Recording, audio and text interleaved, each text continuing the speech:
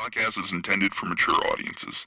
The views and opinions expressed are those of the panelists and do not reflect in any way those of the podcast partners, sponsors, or affiliates. Enjoy. Hi, this is Michael Buffer, and you're listening to the Voice of the People. Let's get ready for Boxing Voice. Every day I'm hustling, hustling, hustling, hustling, hustling, hustling, hustling, hustling, hustling, hustling, hustling. Every day I'm hustling, every day I'm hustling, every day I'm hustling, every day I'm hustling, every day I'm hustling, every day I'm hustling, every day I'm hustling, every day. Vegas, baby, Vegas! Las Vegas, Nevada. Are you ready?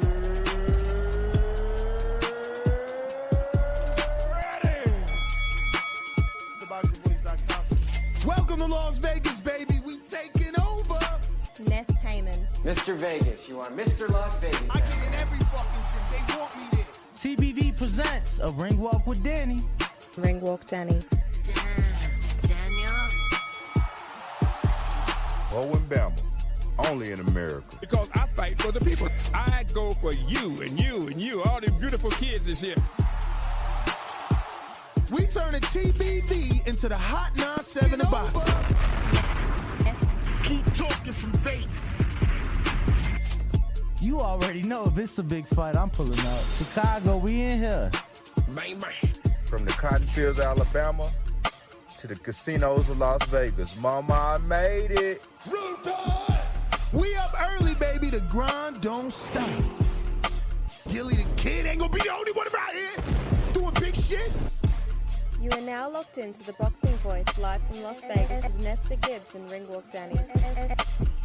This message was brought to you by SDS Promotions.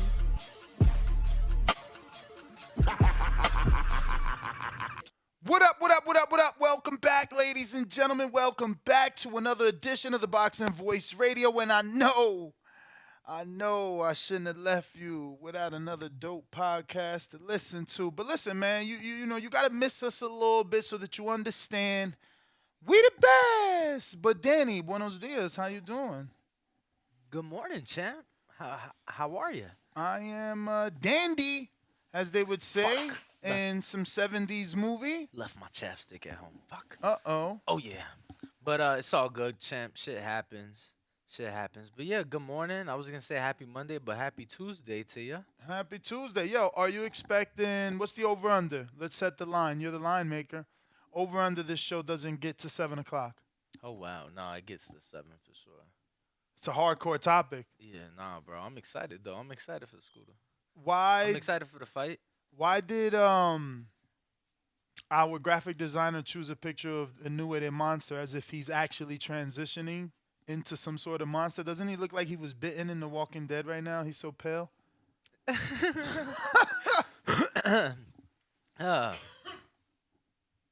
Oh, man. Let me clear my throat. Yes, so we are here to discuss. How do you pronounce his first name? Naoya Inoue? Is it Naoya? Dude. Nah, Get Jeffrey. Jeffrey Get ain't got this. Ain't no Jeffrey way got Jeffrey it. got that first Jeffrey name. got it. Let's see what he says. Naoya. Naoya Inoue. Inoue versus Stephen Fulton for Fulton's WBC and WBO belt, correct? That is very true, sir. The monster is moving up yet again. Fourth division. Fourth division. He started his career at 108. Yeah. No, 12. You sure? I thought I read 108. I'm going to have to double check. And he skipped 12? Let me check it Yeah, out. I think that's what it was. It was 08 and he skipped 12 to 15. And that's why people question, right? Let me see. Go to the ratings. But good morning, everybody. Make sure to smash that like button. Yeah, man. I know you guys were in dire need of our content. Live shows. Just need good old boxing conversation. Now, feel free to call in and talk about Liam Smith's amazing upset. I know there's people that want to rub it in my face because now there's no longer the second coming of Roy Jones Jr. He got knocked out in Chris Eubank Jr. So many people rub that in So a your lot of face. people are rushing to be like, ha ha, nana nana boo boo, your guy lost. I know there's some people believe he got elbowed. Crazy. I can't even believe it happened. So again, if you want to call in, you want to discuss. Bro, we got to do an that. early poll. I can't believe the chat. What? Bro, it's like nobody's giving Fulton a chance. Really? Oh, wow. Okay. I mean, I'm going on the record now. I think Fulton wins. I'm shocked that no one's giving him a shot. He's the one that's naturally a 22-pounder. Like, why wouldn't you be picking him? About to go up to 26. Big guy. I don't even get it. Big guy. There's only one occasion, right? It's only been 2 occasions. Does that even count? How many divisions is Fulton moving up? Inoue moving up to make this fight. Is it 1 or 2? I mean, from his previous division, 1. He started at he did start at 108. Fulton isn't much taller than Inoue. Mm-hmm. He does have a couple inch reach advantage, about a 3-inch reach advantage on Inoue, but he's the natural guy. He is the guy that's been at 122 for a while now, and I've been following his career for years. I remember when he was in camp with Carl Frampton out here, lead sparring partner for Carl's rematch with Leo Santa Cruz when Carl was a champ. So, I'm really interested in this fight, and I'm invested in this fight, and I'm looking forward to the fight. But yeah, champ, I think we should get this early poll rocking. So for the details, it isn't 100% official as of right now. But they have agreed to terms for a unified 122-pound title fight in spring in Japan, according to sources that told ESPN on Wednesday. The fight will be for Fulton's WBC and WBO junior featherweight titles. It's being targeted for May, though no date has been set.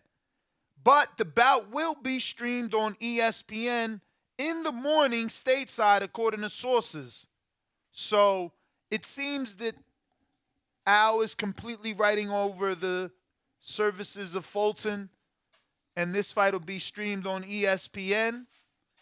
He's going to travel.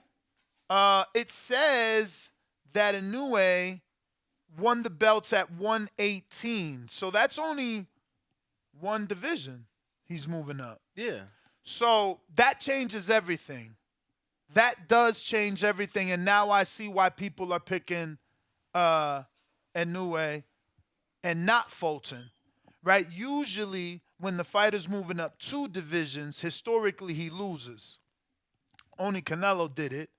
And I don't know, you got to find another guy that successfully did 2 divisions. Brooke wasn't, Khan wasn't, Guillermo wasn't successful. This is only 1 division. Floyd was successful 1 division, 47-54. He beat Oscar. Pacquiao was successful from 1 division to the next. Pacquiao was successful from 1 division to the next. He went from 47-51 to beat a 54-pound champion in Margarito. A lot of people are able to do 1 division. So yeah, that does change things a little bit. I guess why people are picking Inoue, because he's the one with the natural power. But this would be a total of how many now? 108, then you got 112. Nope. He skipped 112. That's the thing that a lot of people criticize him for. Well, I mean, regardless, it's a division. When Broner skipped 140, he still jumped 2 divisions to fight, Malignaggi. It don't matter if you skip. Maybe it matters to you guys because there was opposition you wanted to see him face, but he's still moving up 2 divisions. It's still 2 divisions he's giving up. So, 108 to 112, then 15. So he jumped 2 divisions there and was successful. And now he's at 18. That's 5. What? Right? The fuck you talking about, bro? He was at 8. right? Skip 12, cool. Was at 15, 18, and now moving up. Now it's going to Didn't be we 5. both get at the number 5? You said that. You said 18 was 5. No, You 5 said, was the total. You said now he's at 18. That's 5. Yeah, because he's moving to 22. Nah, you're right. I was wrong. Yo, okay, Yo, but hey, still. hey, can I clip that? We probably ain't hearing that the rest of the year. But still, 5 divisions, though. Yeah. So the buck got to stop somewhere. So I still might stay with Fulton because he's naturally bigger. You know, can we get the fight night weigh-in for the Figueroa fight? Like, what does he weigh on the day of the fight? Inoue might be out of his depth here, trying too hard. Inoue's also 29. How old is Fulton? Let me look up Fulton. I have it pulled up.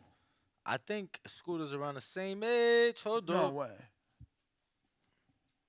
28. Okay, so age doesn't matter. Rounds. Rounds boxed? Let's see. It's going to be less for Inoue. He's the puncher. You right. 143 boxed. for Fulton Yep. to 138 Wow. for Inoue. How? A 5-round difference. And Inoue has only fought 3 more fights. Wow. Interesting stat. I mean, for 3 more fights, he still has less rounds fought. But, you know, only a 5-round difference. So very. Hey, that was interesting. You know, a lot of people would have automatically, like we just did, assumed that Yo, the puncher. You see that? And that's why I like to take a look. That's crazy. You know, that's why I like to take a look. So Inoue made his debut January of. I'm sorry, he made his debut. Why would they do that? He made his debut October of 2012, right? Even though it says 2013 on BoxRec, BoxRec's first fight listed for him is October 20. I'm sorry. Yeah, October of 2012. Okay. You tracking? You following No. me? Okay. So when you go, let's do it together. Go to What, Fulton? BoxRec and go to Inoue's BoxRec. Okay. Okay. Quickest way to probably get there would be Champions because he's still undisputed as Nah, I banner. think the quickest is just an Inoue Google search. Oh, look at these guys. Yeah. Now, Click on his BoxRec. done. All right. So what does it say right there for debut? Would you like me to screen share this? Absolutely. Hold on. I think I stretched too much. What's up? Going screen share mode now. So you see right there it says career 2013 and 2022. Right below that it says debut. It says 2013 January 5th. You see that? Stop. You it's right there in front of your face, right next to his picture, dude. Yes, career Okay. debut. It says 2013, Yeah. right? But scroll all the way to the bottom. What's that first fight say? Do you not see the date? It says right there. 12. Yeah. So that's what I'm saying. So I was trying to see, I was comparing who's had a longer career, but you can't always just look at the numbers. Got to kind of fact check that. For Fulton, it is correct. He made his debut October of 2014. So Inoue's been pro 2 years longer. Same month, they turned pro both in October.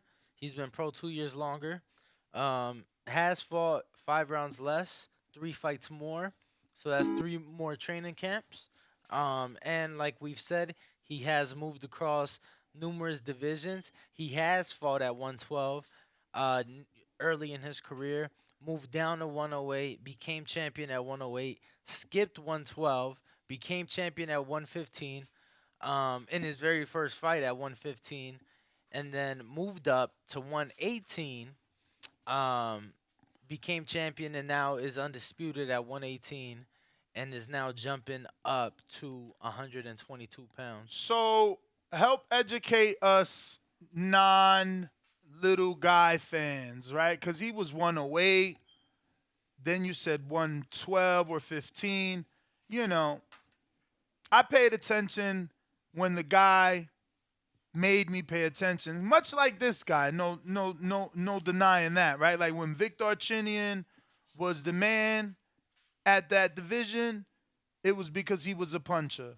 Then Nonito knocked him out, and he was the man at that lower weight because he was a puncher. And then Rigo came, you know? So who did this guy beat that he wasn't supposed to beat? The way that Guillermo put that ass whooping on my man Nonito. Shout out to Nonito and I know We love you. we do. We do love you, champ. But that was unexpected. Who did Inoue be like that? Yeah. Does he have like this, oh, he did what he wasn't supposed to do win? All right, so he doesn't. So what's his most impressive win? I mean, his most impressive win has to be Nonito in the second fight. Oh, wow. It has to be. It has to be Nonito. So that because I'm gonna be don't make sense. Because Nonito, in my opinion, in his career, had given Inoue his toughest fight. You get what I'm saying? Like Inoue had only been the distance twice before that. Once early in his career, it was pretty one-sided. It was so technically speaking, a guy like myself that doesn't know a lot about this division could say this guy is borderline hype job. Look, man, I mean, the truth is, look, Nonito he has beat is champions. past his prime. He has beat champions, but you got Butler? I mean, even before Butler, look, but a lot to me they was all done, and he skipped 112 at a time that Chocolatito was there. And, strategic. And I'm talking about why did he say he skipped? Excuse me, I'm talking about undefeated Chocolatito. Why did he say he skipped? I don't know that because Broner got an excuse. You know, he jumped up to fight Paulie, then he fought Maidana. I mean, he jumped up. No one ever questioned Broner. He jumped up to fight a Japanese champ at 115, so it was like a big in-country fight. Domestic. It was a big domestic fight because the guy was champ at 115. But again, bro, it's like Chocolatito was there. I'm lying. He ain't even nope. He jumped up to fight some Argentinian guy. I'm lying. It wasn't domestic. That was different weight class I was thinking of. So he really had no reason. Nah. See, Broner, again, he gets that pass. Who else jumped? I mean, look. Danny, right? No, Danny didn't. He kind of dipped his he fought 40, then he like the then guy he slowly the went guy, to 47. The guy was champion. You know, the Argentinian? Yeah, I mean he was champ, defending champ. You get what I'm saying? Defending champ. He was coming off defending his title like majority decision or some shit. Yeah, I mean the guy, that means something right there. That sounds strategic. You don't even know this champion's name. His name is hold on. His okay, name so is we're back Omar Andres. So we're back to leaning towards Fulton for being in with the tougher opposition. Oh no, I mean I was always leaning towards Fulton. No, I mean as a community though, because like we're given the data, and it's like if your toughest opponent is a dude that is, you know, shout out to Nonito. He's like the bantamweight Bernard Hopkins. You know, he's lives a clean life, so he's able to get more time out of his body. But at the end of the day, as a dude that doesn't know much about this division, I can question in a new way if your biggest name is a dude that Rigo beat 10, 12 years ago. Yeah, bro. And like I said, Chocolatito was there. What about Cuadras and all those people? What you mean, Cuadras? Like, you say Chocolatito was there, but what about, like, Chocolatito's nemesis, like Kit Kat and Cuadras, and, you know, why didn't he fight any of those dudes? Were they also not in his division? I mean, they was 112 at the time. Oh, so he just said, I ain't fighting none of them guys. It wasn't just Chocolatito at the division. I mean, Yagashi was there. He was a champ. That would have been a big domestic fight. Passed over him. Chocolatito went to Japan, took the title, then went back to Japan to defend it. You get what I'm saying? Against in my opinion, how can you say Nonito was in his prime? Do you know that Nonito fought like on HBO 10 years ago? Let me pull it up so I stop lying. You guys can't use the word prime. That's not fair. You can say that he's Bernard. He's Bernard of his division, bro. But his prime was when he beat Vic Darchinyan, bro. Like, what are you talking about, man? Like, Nonito's been fighting for a long time. Nonito is 40 years old, okay? And when he fought, look, I even remember that fight, Viñeque. That's crazy. Vic Darchinyan, Guillermo. He fought Guillermo in 2013, champ. And Inoue just beat him 9 years later. Like, come on, brother. How you gonna say that's like to even use the word prime? I think I'm gonna have to time you out. No. Let's not. No, brother, no. We've been gone a few days. The Let's only not way do you that. learn is by having some sort of life lesson. You can't run around just saying crazy things like that. You know, you can say Nonito has passed the test of time. He's much like a Jay-Z and an LL, you know, that, you know, whatever year they could drop a verse and they don't seem out of whatever you call it.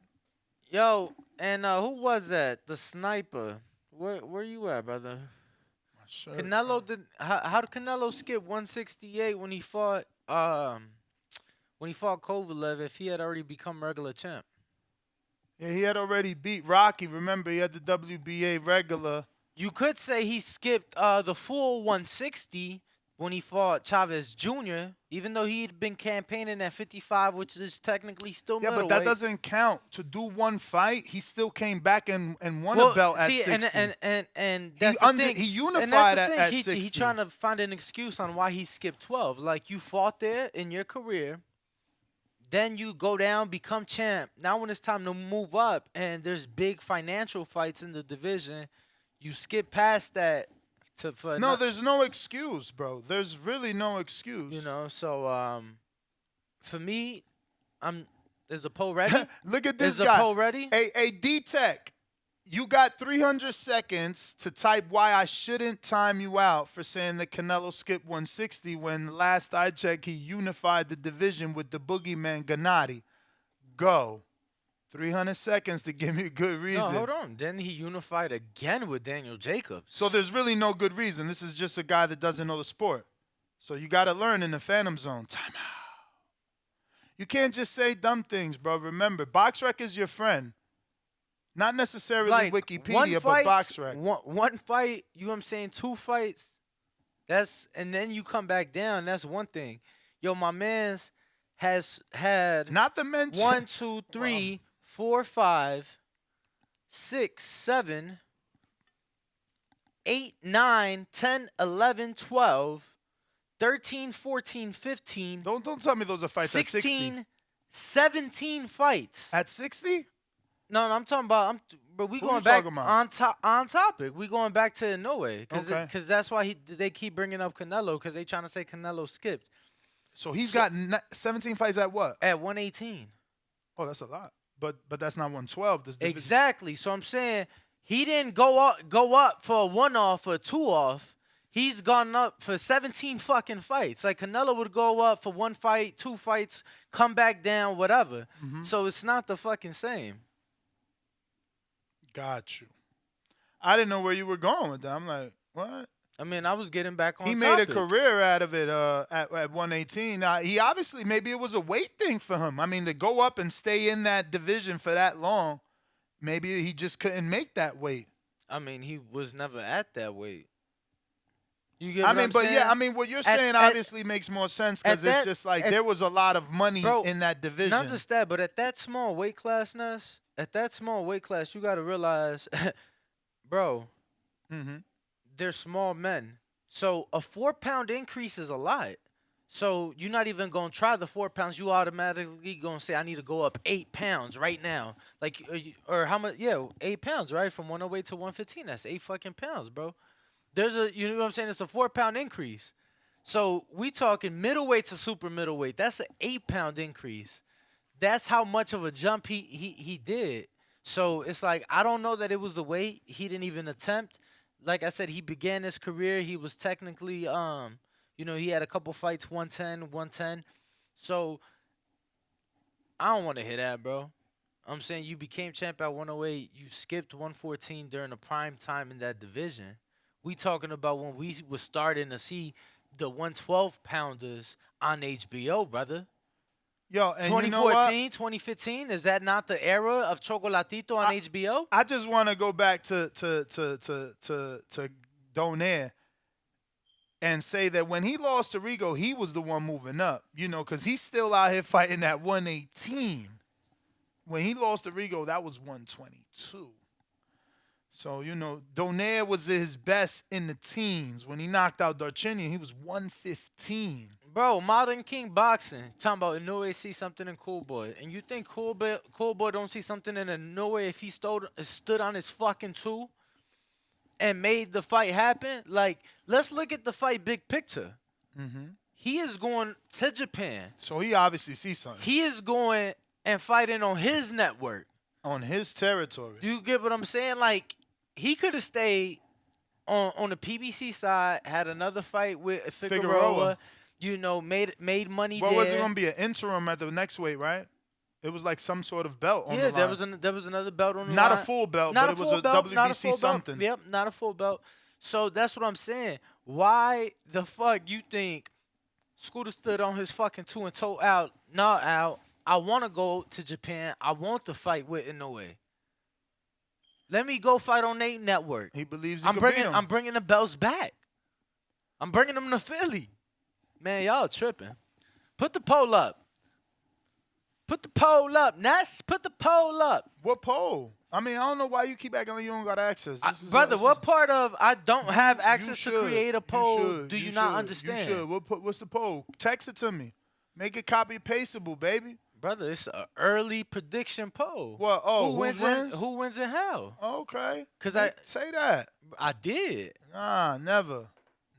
But the number to call in, 1-425-569. Let's drop the early prediction poll. 41. Because nobody's giving Fulton a chance. And I'm letting it be known right now, I'm picking Fulton. I'm pretty sure.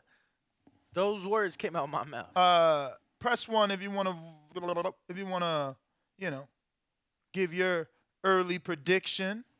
We are using Discord and Twitter Spaces and the landline if you want to call in once again with your opinion. Looks like I got Big Boss Nino on the check-in. Buenos dias. Yo, what's good, Danny, Ness? What's good with y'all, man? What up? Yo, actually, I think if the boxing betting sites and whatnot, if they, you feel me, ain't trying to lose their money, they gonna make Fulton a favorite. But I feel like anyway, hype gonna have him the favorite. You know what I'm saying? But I ain't. Let me check that. Too big on anyway. You know what I'm saying? Because I really feel like Fulton should be the favorite. Like, he the bigger fighter. You know what I'm saying? Like, anyway, got them belts and whatnot, but them little dudes ain't, you know what I'm saying? We ain't all on them little dudes. Like, he beat Donaire, but he was old when he lost, you know what I'm saying? Like, he beat him when he was old as hell. And let's forget that he beat him in the rematch. Let's forget, let's remind everybody, he beat him in a rematch. The first fight was close. And then they talk about he wasn't in his prime or whatnot, because he, I forgot who he beat. He beat, some Nordine. Ubali. Nordine Ubali, who had, let me tell you, Nordine Ubali, let me tell you, because motherfuckers don't know and they don't watch these weight classes. Let me tell you, Nordine Ubali fought tooth and fucking nail with Rashid Warren. He had a fucking war with Rashid. Come on, man. But right now, Inoue is a minus 250, Fulton a plus 200. That's wow. That's Wow. the best betting line I done seen since Bavard, dog. I'm betting the house on Fulton, G. Like, that's the easiest bet since Canelo fought Dimitri, dog. Hey, like, don't say easiest. Don't say easiest. Don't forget that fight happening over there. Was like plus 400. Bruh, it's happening in Japan. Plus It's 400. still happening in Japan. FanDuel does have the odds right now, guys. Yo, FanDuel does have the odds available. FanDuel does have the odds available. Oh, my bad. Go ahead, champ. No, he good. I was just saying, Fulton got enough pool, you know what I'm saying, to get an American judge or two at least. Oh yeah, he gonna get Nah, for sure. What's the proper neutral, word? neutral. Neutral judges. I'm sure that yes, absolutely. Yeah, hell yeah, that's part of Yeah, negotiations. bro. I think They ain't got I nothing to think do with Fulton the. is gonna They knock ain't it. got I nothing to think do with Fulton that. just gonna bite his head off. But they You know ain't what I'm got saying? nothing to I think do. that's what I think that's gonna happen. They ain't got nothing to do with that neutral judge getting influenced by that cheering. Yeah, What is it gonna be? facts, 30, 40, facts. 50, 60,000 in there? Oh, I'm sure. I'm sure. How many gonna congregate Yeah. up in there? I don't know that they've announced the venue or anything, but I'm sure it'll be 30,000 plus. Has he done? I mean, he bringing them out there, so the money is there. So he must got a stadium that he's Let me fought see. in past. Let me see what he's done in the past. Yeah. Yeah, like I said, I gotta watch Inoue a little bit more. I'm gonna watch some of his fights on YouTube. He But gonna be too I small, mean, the man. only way I can see him winning, is just if he clip Cool Boy. You know what I'm saying? If that power really real, you know what I'm saying? That's the only way I could see him winning. But I don't think he got nothing for Cool Boy. Like his defense too good. You know what I'm saying? What he did with Figueroa, how he was getting out the way of all them punches and whatnot, turning that boy. I think he just gonna, you feel me, botch his head off, make it easy money, and get it to a decision. But I ain't gonna take up too much time, man. That's all I got this morning. Hit that like and subscribe button. I'm out of here. Bruh, Appreciate you, champ. Appreciate you. Did this dude get out the Phantom Zone and just type and still not Google? Cause now you're making me Google and take time out a Fulton and Inoue show. Where's Kovalev? Yo, that's funny, Dr. Mofongo. I don't know. Ain't that Colombian? Yeah, I fuck with Bustelo, though. So D-Tech, I'm gonna try and be fair here with you, okay, my friend? You know, you're asking Canelo to come back to 60 after he beat Kovalev when before he went to fight Kovalev, he just unified for a second time the division with Daniel Jacobs. So you're not making sense. You just sound like a hater. Like he unified once with the boogeyman Gennady. Then he goes on to do whatever he want to do. Then he unifies again with Jacobs. Then he goes on to move up to 75. So like, look, saying it out loud, you got to go back in the Phantom Zone, bro. None of that makes sense, bro. Goodbye. But we all taking callers. If you want to call in, the number to call, 1-425-569-5241. Press 1 time to voice your opinion. And remember, make sure that your opinion is valid. Oh, because yeah, bro, that's true. What? That's true. What? Bro, Japanese fans don't cheer. So the whole influence thing, getting it, yeah, that's true, bro. It's a whole respect thing. They don't cheer. I'm pretty sure that's not true. I'm pretty sure I've watched Japanese fights, and I'm pretty No, sure like- I've heard cheering in the crowd. Not like during the rounds, bro. Again, pull up a Japanese fight. I'm pretty sure I've watched Japanese fights. I'm pretty sure I've seen them cheer. Yeah, you know. But we're going to go to some other callers. Let me see if we got anybody on Discord. Looks like we got King Brio.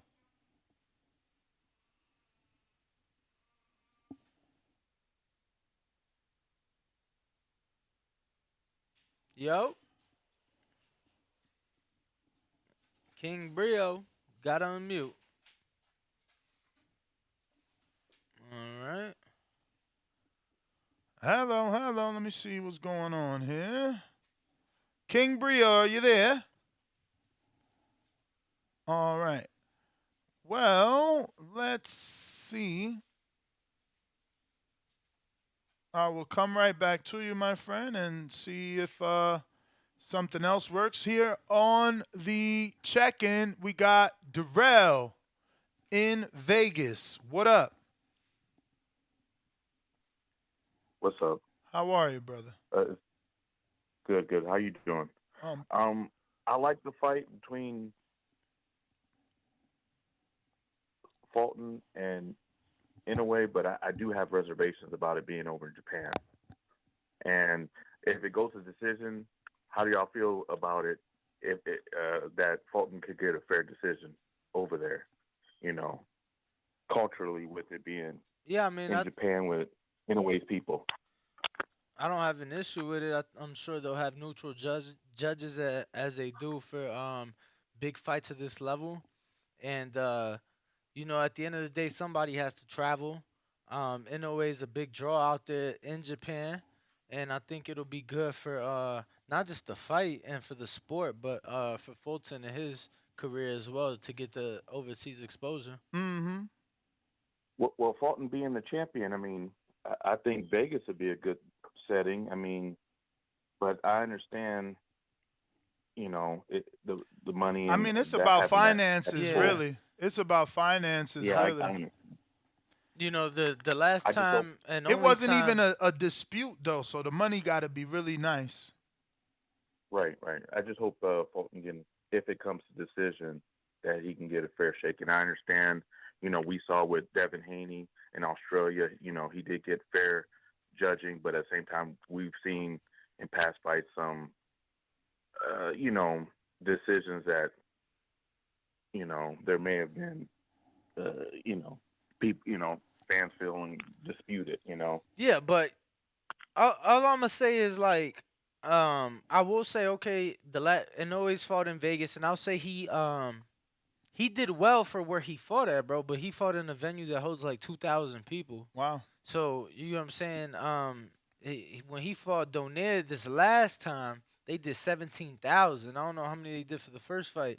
So it's just a night and day difference. And like I said, we don't hear Fulton disputing anything, or you know what I'm saying. We didn't even know they was really in negotiation. So if we would have heard that, oh, the fight's being talked about, but he trying to bring it over here, and things like that. Now that's different, but it's like whatever whatever the deal is, whatever the contract with terms and thing, it must be favorable enough for Fulton to agree and go out there for a big fight. Right. You're absolutely right. If Fulton's happy with it, and he don't mind going over there, but as a fan, I've enjoyed watching both fighters, but I definitely, I just want to see a fair outcome, whether it end in knockout or if it goes to the scorecard, So, but sometimes I have, like I said, reservations when our guys go over there, and even also when other guys come over here. So, but that's all I got. Look, I'll tell you this much. When Onito went out there, right, to Japan for the first fight, they had 3 judges. Now, Nonito is obviously Filipino, but American, lives in America, fights in America. Right. You get what I'm saying? Speaks English. They didn't have any Japanese judges. They had an American judge, though. Well, I think that's promotion being savvy, because I know when Devin went over to Australia, Bob petitioned the sanctioning body to bring in outside judges, not Australian judges. Yeah, but brother, So that's everywhere. That's That's for all these big fights. They always gonna petition for the neutral judges. That's why I don't have any concern of that being an issue. Like, bro, they're always gonna do that. You get what I'm saying? It's on you. I hope, Now, do we still see fucked up decisions sometimes? Yes. You get what I'm saying? We still see that sometimes. But what I'm saying is that regardless, they gonna get the neutral judges. You know what I'm saying? Like, we don't see big fights at this level without neutral judges. And I don't want to make it seem like I'm throwing salt in the fight. It's a fantastic. For me, this is one of the matchups for me, like a dream matchup I've wanted to see. So I'm definitely going to support and watch the fight. I mean, it's a solid matchup.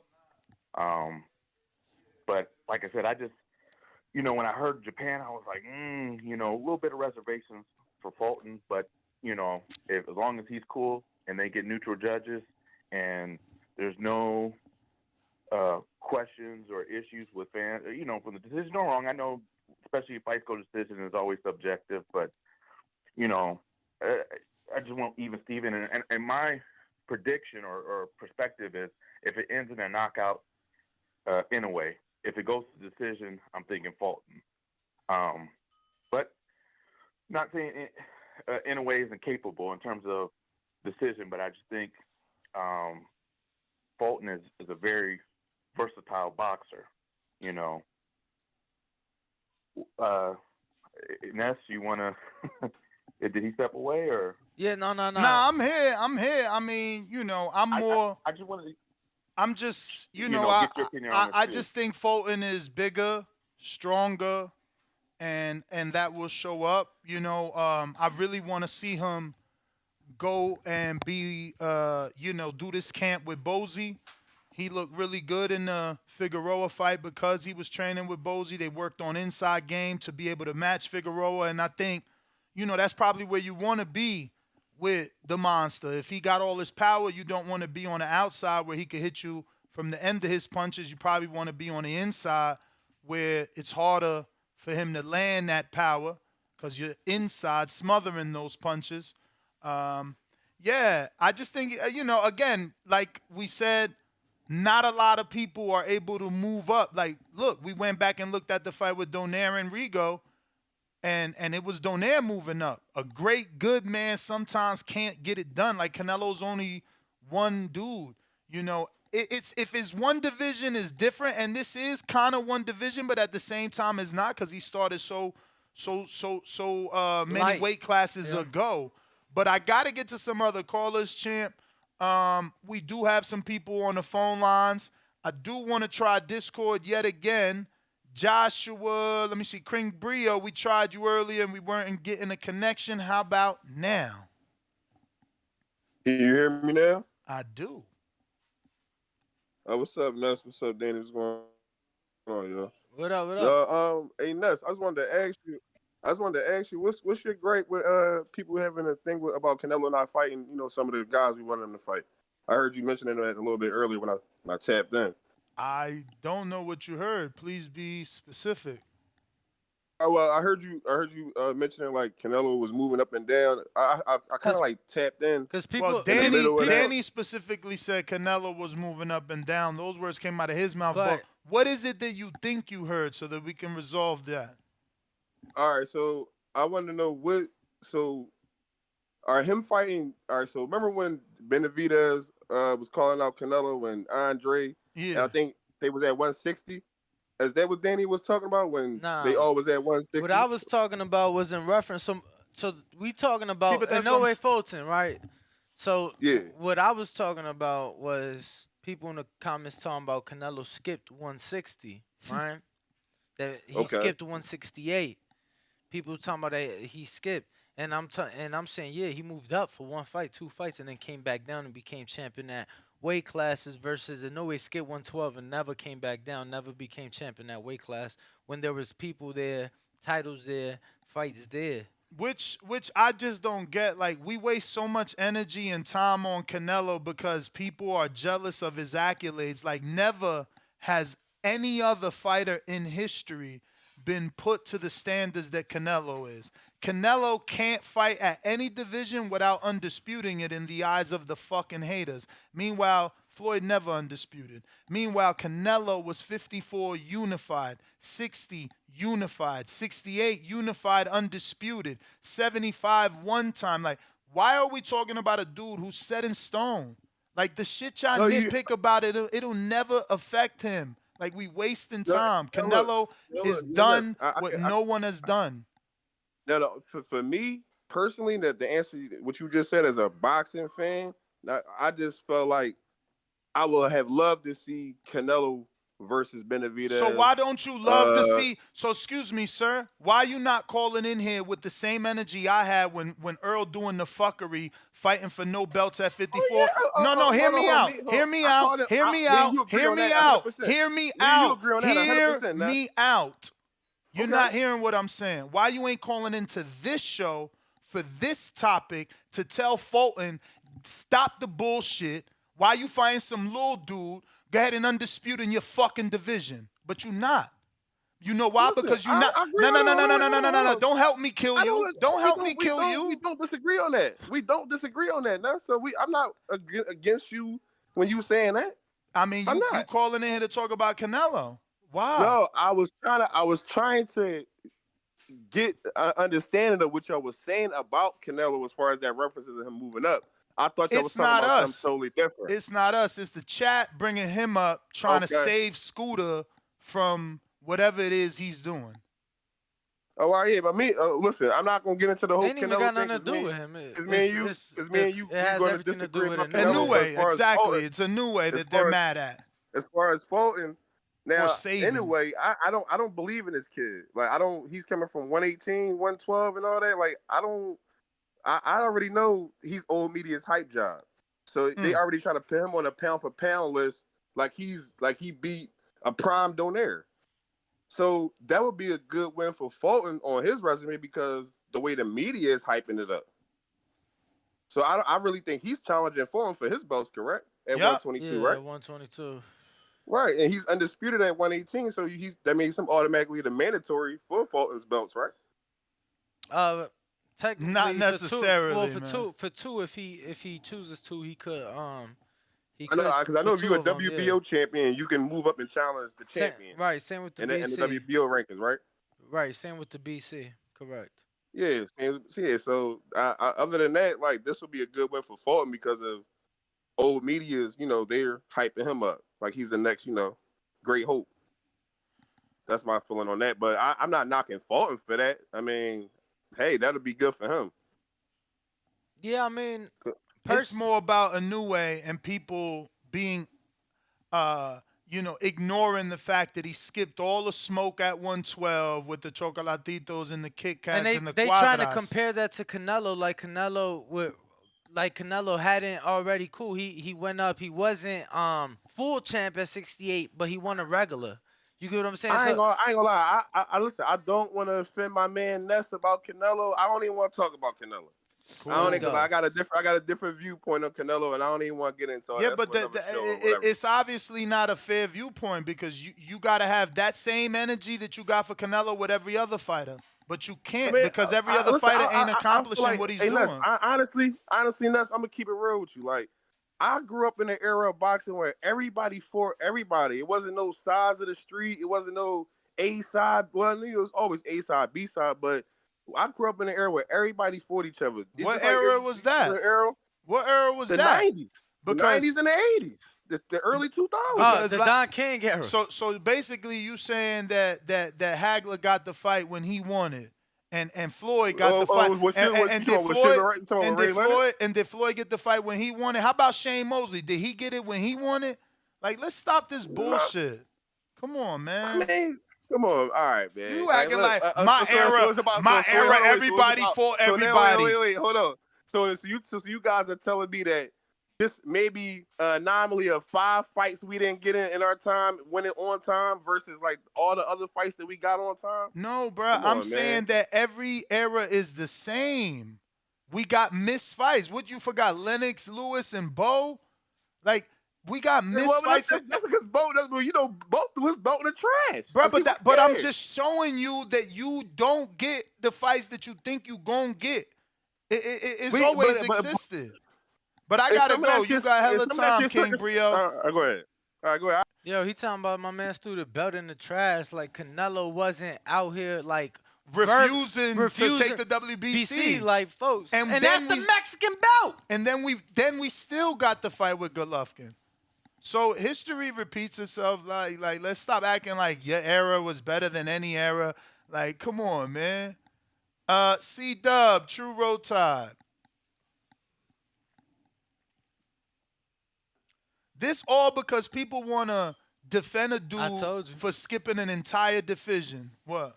Oh, that it made it over 7? And when really we should just be talking about him challenging himself at 22. Look, we got over 300 votes on a poll, and it's a pretty close poll. 40% of the people believe that Steph Fulton wins by decision. 8% say Steph wins by KO. 39% say Inoue by KO.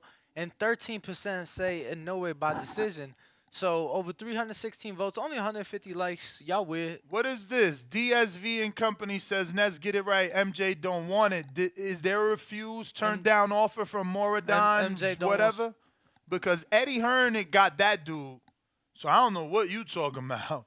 I highly doubt they ducking some smoke. My man got like 6 fights and he unified, and you going to blame him. This is what I'm saying about these boxing. I should time you out, man, but you paid to say that. But think about that. He got 6 fights. Am I lying or is it 9? Less than 9 for sure. I know the number ain't 9, for matter of fact. Let me see. like, yo, people crazy, man. He beat Daniel Roman before for them belts. Stefan just fought him beltless, right? Like, y'all, come on, man. This ain't even my division. Don't make me do this to you, man. Stunner, what up? He got 11 fights. Thank you. When did he get them unified, though? That's what I said. Bet you he did it in 6. Nah, unified was 6. Shake him up, shake him up, shake him up, shake him. 7. Oh, motherfucker. You sure? Positive. Damn. Stunner, what up? Yo, what's good? We Yo, hear just so y'all know, it sounds a little distorted on Danny's microphone on Discord right now. Yo, that's But, Discord. It be tripping, man. That sounds distorted. But after your call, I'm going to hang it up and do it again. I was gonna say he just sounded good just now with what he said, but it was probably so why I was yelling. But go ahead. Word. So as far as this Fulton Naoya fight, so I think I heard you when you were talking to the last caller. You said that if not for this Inoue fight, Stephen Fulton had the option to unify with what's the guy's Not name? option. I don't know if there was a legit offer, but let's just be real. Like, he could be going for undisputed. All the females are doing it. All the men are doing it. Like, everyone is going for undisputed. Like, Well, let me ask you this. If Fulton was to win his next 2 fights, defeat Inoue, and then defeat, I see that the champion's name's Mara John or something like that. If he was to defeat those 2 back-to-back this year, do you think that puts him on the pound-for-pound list? I mean, I know what puts him on the pound-for-pound list. Being undisputed. Why are we ignoring that? I mean, shit, some people, we can't ignore some people going to put him on after, like, if he beat Inoue, who's on the majority of the pound-for-pound list, majority top 5, if not top 3, he beat him. A lot of people going to put him as a unified champ. You know what I'm saying? That would be now how many world champions that he's beat. You know, definitely the most notable. I think that he would land on the pound-for-pound list after Inoue, definitely after MJ for sure. I mean, and definitely if you're undisputed. Most undisputed champs end up on the list. I thought I forgot it, bro. I knew I wasn't that high. I thought I forgot my car. Ghost Coast spearfishing. Rachel. Say her name 3 times. She going to pop up like candy, man. I was afraid she was going to pop up when I was talking Donaire. That's something to look out for. I think at the end of the year, Fulton might be definitely might be undisputed by the end of this year. But honestly, though, I do want to add this in here, though. We might need a whole show on this whole Chris Eubank Liam Smith fight. Don't go with the elbow, man. That's weak, man. Well, let me just say this. See, if you would have done a post-fight show on Sunday, I would have brought up the elbow, and I would have been sounding crazy. But in the last couple days, it's been gaining steam. And now even Roy Jones came out and said something about it in response to Eddie Hearn. Because I guess Eddie Hearn might have said something. Roy Jones is incredible. That's his trainer, man. Stop the bullshit. Look, this is my thing. You have Liam Smith's own fan base coming out. They're all like, okay. All right, cool, man. We're going to call the first witness, and it's your mom. She's testifying on your behalf. Like, stop the bullshit, man. Roy is not credible in this situation, okay, my friend? It's cool, though. Liam got the win. It's always baffling to me when that happens, right? Because it never happened to Floyd. What happened now? Look, I'm not knocking Liam. Like, look, it was an unintentional elbow, but it was clear cut. Yeah. All right, brother. Look, let the commission get it, man. BBC pretty good at that. I gotta go, but listen. It's BBFC. Yeah. BBC is something else now. So it's always funny to me that, like, this is an anomaly, or rather Floyd, right? Tell me you never watched the Floyd build-up and was like, man, that dude need to be humble. Yeah. But it never happened. I know for a fact that there was people out there that's like, God gonna teach him a lesson. And it never happened. I think for me... But for every other fighter, why the fuck does it happen? Like, come on. Everybody know Chris Eubank was talking hella shit. he was making Liam seem as if he was a straight up bum. Oh, I only got to come in 50%. Oh, you can never beat me. Oh, this, that. It was so much. And then he gets destroyed like that. That never happened to Floyd. It happened to Broner. So many people. The thing with me was, shout out to Floyd. The thing with me was I think I understood early. Mm-hmm. Bro, I'm talking about, I remember being the only one in my family rooting for Floyd in the Oscar fight, right? So I think I understood early that it was an entertainment thing. Like, I vividly remember him on WWE and everything. So he was doing things that other people weren't. So I think I understood the entertainment aspect of it when it came to Floyd.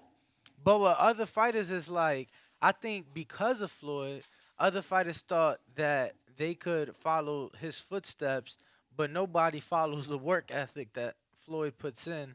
At least those who have chose the trash talking route. Look, man, I ain't even see nothing about no elbow. I guess I'm gonna have to see that, because I just seen the first knockdown, and then I seen a stoppage. Obviously, we was on the road. When I told you he got knocked out, you couldn't fucking believe it. We over here in Houston. No, I thought you was lying to You me. thought I was fucking with you. You thought it was a I little can't joke. believe he lost, bro. Like, and look, I know he's not the best, but he was certainly has shown us that he should have won that fight. Being naturally the bigger man, he's a very fast person, high output.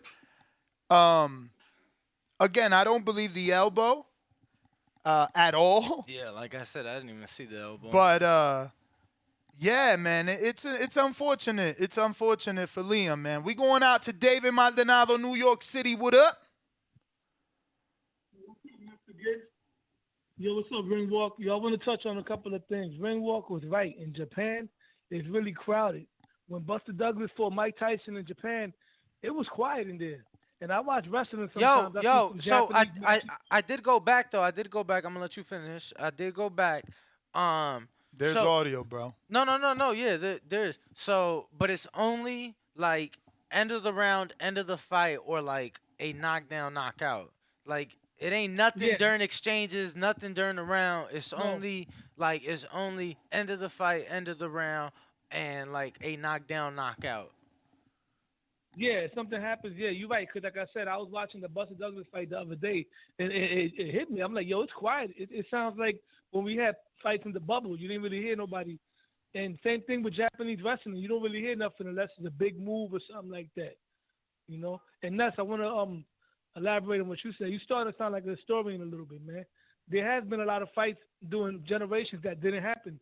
In the 90s, we never got Felix Trinidad and Ike Cortez. We never got Sugar Ray Leonard and Aaron Pryor. We never got Mike McCallum with everybody. Mike McCallum was the boogeyman at one point. Nobody Body snatcher. Nobody fought Mike McCallum. The original Mike body McCallum snatcher. Mike McCallum had to wait into a whole different era to get a big fight when he fought James Toney in the early 90s. But Mike McCallum was around in the 80s. When he bodied Julian Jackson, nobody wanted no parts of him. Now, as far as Inoue and Stephen Fulton, personally, I'm rooting for Stephen Fulton because he's from Philly. I was never really that high on Inoue because I seen him struggle against Nonito Donaire, and then I can't get it out of my mind that in 2012, Regendow whitewashed him when he was in his prime. But my pound-for-pound thing goes based on, of course, accolades, resume, skill set, all that. And Inoue, I got to give him his props for his consistency. He's been on top for a long time. His accolades are there, but I don't really know what his resume is. But to me, if he does beat Stephen Fulton, add that to everything else he's accomplished, I would have to put him at maybe number 2 or number 3 on the pound-for-pound list if he beats Stephen Fulton. And if Stephen Fulton beats him, even without an undisputed belt, I'm definitely going to put him on that list as well. Maybe not as high. For sure. To me, even though belts is a great thing to accomplish, but resume is another thing too. Like if you beat John Blow for a belt, opposed to beating Inoue in a non-title fight, that means, to me, it means more beating Inoue. But either way, I can't wait for that fight. And I'm picking Stephen Fulton to win that fight. All right, bro. With Bozy? Nah, he ain't training with Bozy, but I would like him to go back. Remember, after the Figueroa fight, he was with someone else. I think after the When he Figueroa get- fight, he went to another location. He be going Well, everywhere. well, I know he spent time in Miami with like Danny and Chris Colbert, so I don't think He be in Danny Gym a lot in Philly. Yeah. But let me get to some other callers here. This is. Who is it? Let me see who's on Discord. Larry Smooth, what up? Joshua Cabrera, what up? Yo, what's happening, Nash? Danny, shout out to the Boxing Voice. Give them a like and subscribe. No, I was just giving my opinions on the Inoue Fulton fight. I'm gonna be rooting for Fulton, but I definitely see Inoue getting a couple of knockdowns in this fight. But we'll see if Fulton can, rack up enough rounds throughout the fight to maybe come out with a split decision or something like that. Why are you so sure his power carries? I kind of see it like a little tank. He's gonna be going in there. Fulton's gonna be outboxing him, and I think he will outbox him for the most part. But I just definitely see Inoue getting to him eventually a couple times throughout the fight, enough to drop him. But I don't think he'll stop. Well, all right, brother. Let me get to some other callers. Looks like I got Larry Smooth. What up? Yo. What's up? What's up? What's good, my brothers? What's going on, man? Once again, man, shout out to y'all. Great show as always. Shit, man, we've been waiting to get our boxing fix, man. Y'all left us high and dry, Don't say that. Word. We back. We back. Don't we say appreciate that. y'all. Like if y'all knew what we endured, if y'all knew what we endured during this trip, yeah, it was crazy. bro. We hit a blizzard, and I was the one driving the vet at the time. You know how scared I was, Oh, Ness must really got a lot of confidence in you. He let you drive the Vetty in the snow. brother. Ness was asleep. He woke up. That's confidence, bro. Ness that's was confidence asleep. when you go to sleep in the hands of someone else, Bro, bro. he was asleep. He woke up. He woke up and like, bro, like we legit. It's like nice. I'm talking about nice weather and shit. Driving through Arizona. He like, champ, I'm tired. Take over. Cool, my man's go to sleep. 30 minutes later, I swear to God, bro, it took me like 5 to 10 minutes to realize it was snow. I'm thinking, no. Listen to me. I'm thinking the headlights is flashing on the gravel, and there must be like some sparkly shit in the gravel. I swear to fucking God. Damn, what type of hard din you had, nigga? Bro, I swear to God, I didn't realize what the fuck. I didn't realize it was snow. 5-10 minutes, and it went from snow to a blizzard, and I'm flurries to a blizzard in minutes, bro. This shit was wicked. It took a cool 2 hours. That shit added hella time to the Added trip. hella time, bro. That was at least 2 hours. I'm telling you. Nah, but you know, I held it down. I know y'all was in the field. Yeah, you know, I held it down. We got back safely. That slept like a baby. Bro, he said lucky the vet didn't spin out. It was trying to every time. No. Danny's actually good. I thought I was gonna have to coach him. My man, he's from Chicago, so you've driven in the snow, obviously. Yeah, I ain't gonna lie though. Obviously the vet is a very powerful motherfucker, so I had to be on point. But no, man, I was waiting for you to be like, "Yo, pull over." I didn't think he was gonna have the confidence. In Nah, me. I noticed quickly you knew what you was doing. Oh yeah. You know what I'm saying? Plenty of times it was trying to go to the right and cut the whole motherfucking highway in half. But Danny, he really knew what he was doing. I'm like, oh, all right. Nah, bro, we seen some wicked act. Bro, tow trucks was like spun out off to Hell the road. yeah, it's bro. crazy. We seen at least 2, because I was asleep. He said he seen like 4. I feel like I only seen 2 jackknives and shit. Yeah, no, I mean, I seen a couple for sure, bro. It was a wicked trip. And that's just like one part of the trip. That's just one part of the trip. Like, It yo, was fun. It was fun. It was a fun, fun 72 hours. Yeah.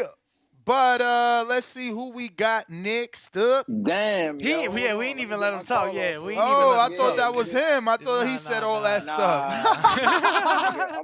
I'm on your head right now. And that's before I get to these fights. Hey man, the streets is talking, man. Please tell me you ain't canceled, you know what I'm saying, Border Wars because you was trying to duck the fight, man. Oh, The man. streets is talking. Yeah, man. I'm ducking the fight. I canceled. All that good shit is not true, man. Come on. All right, cool, man. Hey, listen, man. You know, the streets talk. We just trying to get some clarification, man. That's it. But shit, to these The fights, weather though, voice. Smith. But yeah, man. Liam Smith, Eubank. Shit, yo, I had Eubank winning by points. On my parlay. Was blindsided like a motherfucker, man. The knockout, that shit still got me fucked up, man. How he knocked that nigga so silly, bro. So my first question to y'all is, do y'all think in the rematch that, like, do y'all think it's a 50-50 fight, 60-40 Liam Smith? Like, how do y'all see that rematch going?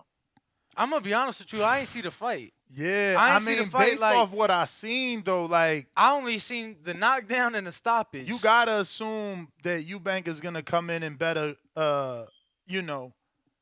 shape and more focus. But I don't know that fight really happens. I mean, right now Liam is gonna have a lot of opportunities. I mean, the UK is so in love with boxing that they are talking about Liam and Brooke right now. And I mean, shit, I ain't mad at that fight. Wow. I ain't mad at that. So my second question is, well, first and foremost, Stephen Fulton a new way. Right now the bookies got Fulton as the underdog, so I'm trying to lock that in ASAP. Definitely riding with the American, with the black guy. But my question is, do y'all think that? I mean, I heard callers call in and say that New Way is a old media hype job, this, that, and the third. A lot of the shit that we heard about Lomachenko. So do you guys believe that if Fulton beats him, that he'll be that'll be a legitimate win to put him on a pound for pound list? Absolutely. Yeah. Danny answered that already. yeah. I mean, Inoue's on a lot of pound for pound lists. So Top it's 3, like top 5. It's like And when I'ma be Earl honest- beat Mikey. I'm gonna be honest with you. It's no different. We stopped doing the pound for pound shit, but bro, when he beat Danny Roman, that was the same day of Haney Kambosos won. Bro, at that moment he was in my top 15. Like Fulton, you know what I'm saying? Fulton is one of them guys for sure. Like beating Inoue is a no question top 10 entry pound for pound list. Michaela, for Danny Fulton. Roman was unified before Stephen Fulton and before Marajan. That's who he is. What the fuck? People's weird. And it's actually a story that shouldn't be downplayed because Daniel Roman was always promoted by Thompson Boxing, which is a smaller promotional company that was able to get him to that position and change his life. He signed a co-promotion deal with Matchroom and became a unified champ. So, not everybody can do that. Not everybody can do that. But looks like we got some callers to get to. I think this is LV Slugger. What up?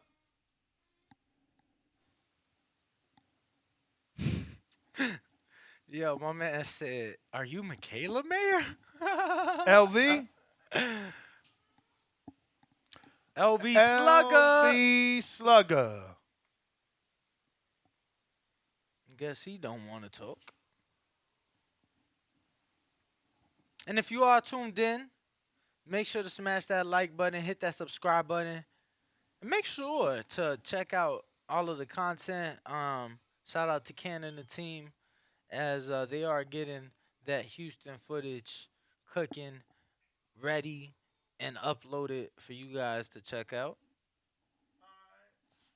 We going to Newark. It is Q in Newark. What up?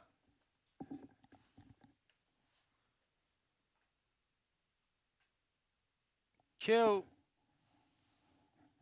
Make sure to unmute, champ. Kill. No kill. Yo, are we having like Discord problems or? Oh, there we go. There we go. Finally. Yeah, I don't know what was going on. But yeah, so I got two things to say. First of all, what's going on? Good morning, y'all. Good morning. Good morning.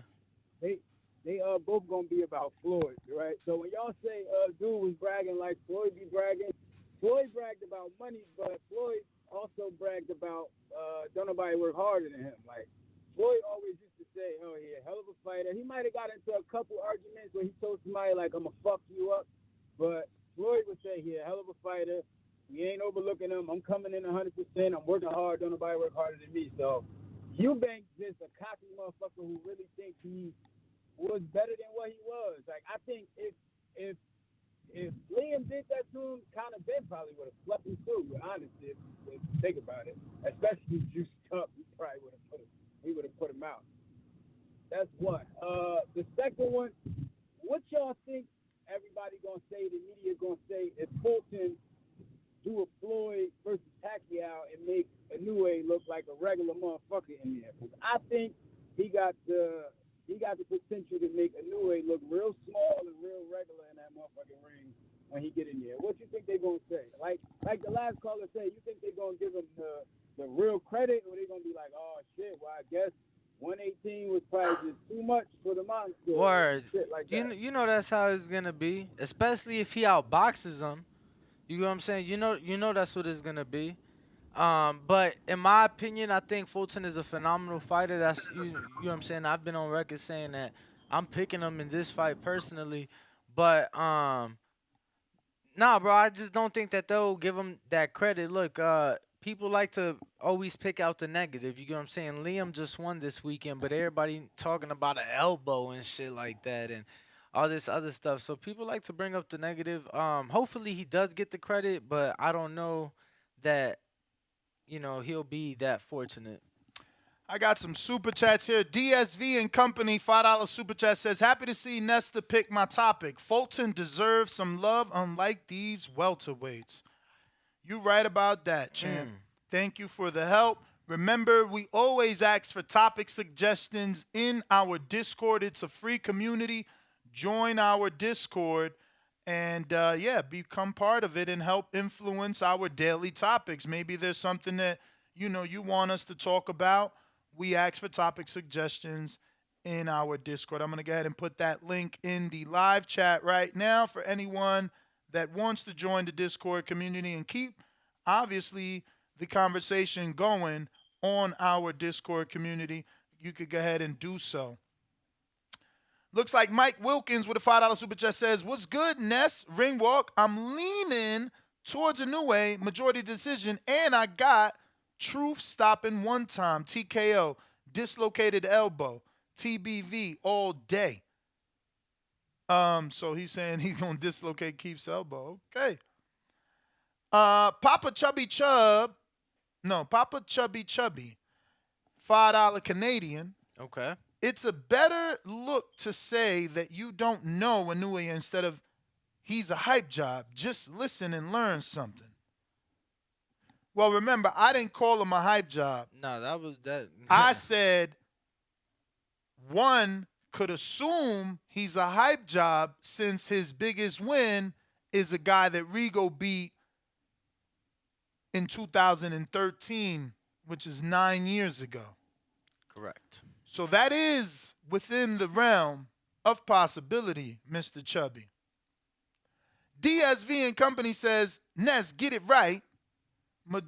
MJ don't want it, and he got 2 scooter emojis, electric scooters. So I guess he don't want scooter. That's what he's saying. Ghost Coast, all right. Yeah, we that said was that. creative. DSV back with another one. So that's 3 super chats today. $5 super chat. He says, you need to interview Fulton. He's been chasing MJ forever and a day.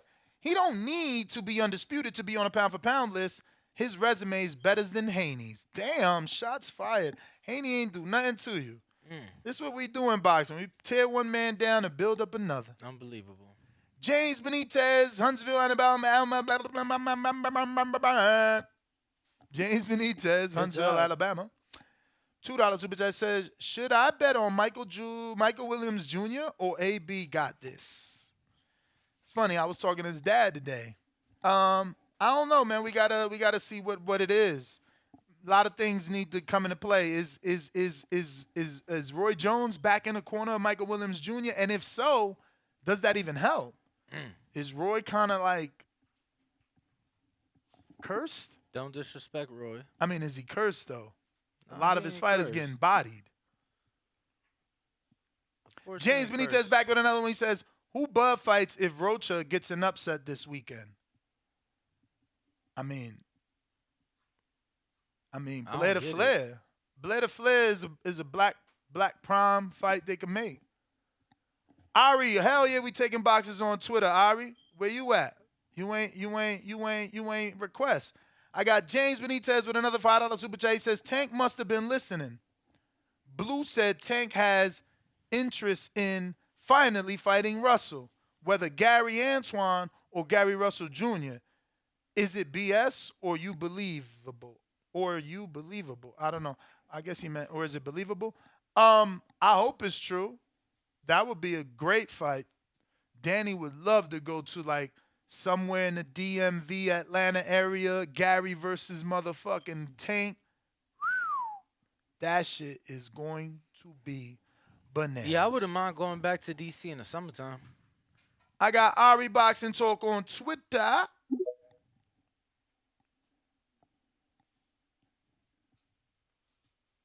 If you're watching this on YouTube, don't forget to smash that thumbs up. It's going to help with the visibility. It's going to put this episode in the eyes of other hardcore boxing fans so that they know we talk even the lower weight classes. Ari, you got to unmute. What's up, Ness? Hey, listen, I'm trying to get so there's a guy right here. His name is Young Daniel. He has the yellow Inoue on top. He's trying to get on Twitter. He's the expert on these lower divisions, man. So he'll be able to tell you or answer whatever question you got in terms of Inoue. I know he was trying to get on, but I don't know if you see it. His request. Where? Right here on Twitter. It's his ad is at Young Daniel. He has a picture of Inoue and Jay Bro is his name. Yeah, he knows his shit, man, about the lower divisions, and he'll be able to answer any questions in terms of like, Inoue's accolades and why he's on the pound for pound list and why he skipped that division and stuff like that. But I'll let him jump on if that's okay with you. So you think that there's a legitimate reason for skipping all those names? No. I'm not saying. What I'm saying is that he may be able to explain it because he knows Inoue's career. But I'm asking you, is there anything? But you know what it is? I'm gonna be honest with you. Tell you that makes it no. But here's the thing, that many names?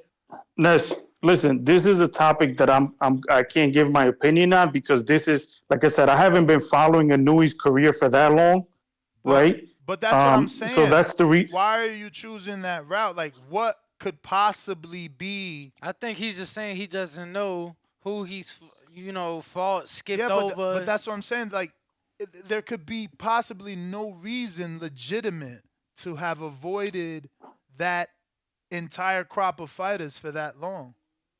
No, but what I'm saying is J-Ro might give you an explanation. That's what I'm saying. I personally don't know. Is it J-Ro or J-Bro? Because I do know a J-Ro, the Lord of the Flies or some shit. He used to call in here a lot with these little lower weight classes. No, Lord of the Fly is a different guy. Bro, you know them all, don't you, Ari? Yeah, man, because I talk boxing every day. That's right. Me too, brother. Let me get to Inoue's spokesperson here. What's up, brother? All right, champ. So you got the you got the press release. Yo, what's going on, Ness? I'm chilling, J-Ro. Is it J-Ro or J-Bro? Yeah, my long handle was J-Ro a long time ago, but now it's J-Bro. But it's still the same. J-Ro, you can call me J-Ro. So you are the dude I'm talking about that used to call him a long time ago talking about these weight classes, right? Yeah, man, a long time ago. Okay, but I'm not Lord of the Flies. I'm not Naoya. That's a different guy. But yeah, we met up in San Antonio. Remember? Yeah. I know you. For Broner Maidana. What's up, for champ? Broner Maidana. How are you? Good, man. How you been? Oh man, riding the wave, baby, enjoying boxing. I saw your channel got pretty big, man. Congrats with that, bro. Thank you, brother. Thank you. I just want to give a few context. It doesn't give it, not either he was in the right or in the wrong, but Inoue skipped 112 because he wanted to be the fastest champion, two divisional champion in boxing. He wanted to break the record because everything about him is history based. So no one at 112 was available after he beat Narvaez. He had a mandatory. Nobody at 112 was available, so he skipped 112 to go to 115 for the number one guy who was available, which was Omar Narvaez. And he became the fastest two division champion. That's the record that Lomachenko beat. So why didn't he go back when he down? beat Rocky Martinez. Why didn't he go back No, well, down? he didn't need to go back down. He didn't need to go back down because everybody started coming back up. Chocolatito went to 115. But Estrada then after Estrada a while went to 115. Right. They came up, and then who'd he fight? Yeah, so all right. So Chocolatito went the WC route. He fought Quadras. Now, before Chocolatito fought Quadras, Quadras was ordered to rematch Ringside. But because Chocolatito was the money guy in the division at the time, he had the HBO backing. WBC let Chocolatito jump in line, with the winner having to fight Ringside. So then Chocolatito fought Quadras. His trainer died after Quadras. He lost to Ringside. Now, Ringside was ordered to fight the winner, not to fight the winner, but to fight the winner of Quadras Carmona. Quadras won. Ringside was going to fight Quadras, but because there was controversy in the first Ringside fight, the WBC ordered them to rematch each other. Now, in the same time, Estrada was a unified WBA and WBO champion at 112. When he went up to 115, he was Naoya Inoue mandatory as a super champion. He was the mandatory. However, Estrada chose to go the WBC route because, again, that's where the money was at. Now they're having a rematch with Ringside Chocolatito on Superfly. We remember the Superfly card, yes? Do we remember that card? I remember it all, brother. Okay. You just reminded me of all the great names that was there that he skipped over. So you remember Inoue being the co-main event to that card, correct? Yes. Okay. So Inoue was supposed to fight the winner. Actually, him and Chocolatito had already agreed to fight later on that day. They already had an agreement to fight later on that year. But we all saw that what happened. Ringside knocked Chocolatito out, stretched him, slept him, knocked him out for like 2 years. WBC then ordered Ringside to fight the winner of Estrada Quadras. So WBC was having this little ring around with those four and not letting Inoue get in. So then Inoue tried to unify for Superfly 2, because he was going to be on Superfly 2. He tried to unify with Cal Yafai and Jerwin Ancajas. Both guys turned him down. So because he couldn't unify, and then he started having trouble making the weight, he went up to 118. That's when he fought McDonald, and that's when he joined the tournament, the World Boxing Super Series tournament. And at 118, he really wanted to unify 118, and that's what he went for. That's why he joined the tournament, because he wanted to be the first undisputed Japanese fighter. And then he finally got that. And as soon as he got that, he moved up to 122. Hard for me to believe all this when this guy somehow has the money and backing to bring Stephen Fulton and Al Heyman fighter all the way to Japan. If you could bring an Al Heyman fighter to Japan, you could have been brought but at the time in 2014, but at the time in 2014, but who's more but expensive? at the time in 2014, who's more expensive? No, is Roman more expensive than Fulton? No, he's not. Roman just started making money. So that's what I'm saying. Like, how are you giving this guy a pass? Like, how many years has it been that he didn't fight Kit Kat? I'm sorry, but at the time in 2014, yeah, but how many Inoue years? wasn't that big. No, we in 2023, bro. But Inoue wasn't that big at the time, Ness. Inoue was still doing like 2,000, 1,000 club shows in Japan. He got big after he won the tournament. After he won that tournament, that's when everything changed for Inoue. That's when he started to really make it. So you saying but after before he that, beat Nonito is when he changed? What the money in Japan changed for him after he beat Nonito. So then I'm not wrong. Then I'm not wrong. I mean, there's people like me that don't follow this division that could assume this guy's a fucking hype job. I don't think he's a hype job because he beat a lot of good fighters at 118. The problem with Inoue is that it's not that he's beating these average fighters. He is destroying fighters who are either dominating. But he ain't though. Like, he needed a rematch with a dude that Rigo beat 9 years ago. Well, hold on. Well, let's talk about that rematch. He beat Donaire. He won what, 9 rounds versus Donaire? Is that safe to say? I mean, he won 9 rounds versus Donaire. It was competitive enough that it merited a rematch, bro. I mean, But he won 9 rounds. Maidana won how many rounds versus Floyd, and he got a rematch. Perception is what matters. But he won 9 rounds. He won 9 rounds with a broken face. I mean, no, he won 8 rounds with a broken face because his face got broken in round 2, and after the broken face, he still won 8 rounds with a broken face. Brother, let's not forget about that. You still had to rematch that guy. Okay, but that ain't even his best win. His best win is Emmanuel Rodriguez, right? Emmanuel Rodriguez has win over Jason Maloney and Paul Butler. Wait, not the Emmanuel Bro, oh my God, don't make me Google this guy. This better not be. Is he Puerto Rican? Is he Puerto Rican? Yes. He think that's better than Nonito. Oh, well, yeah.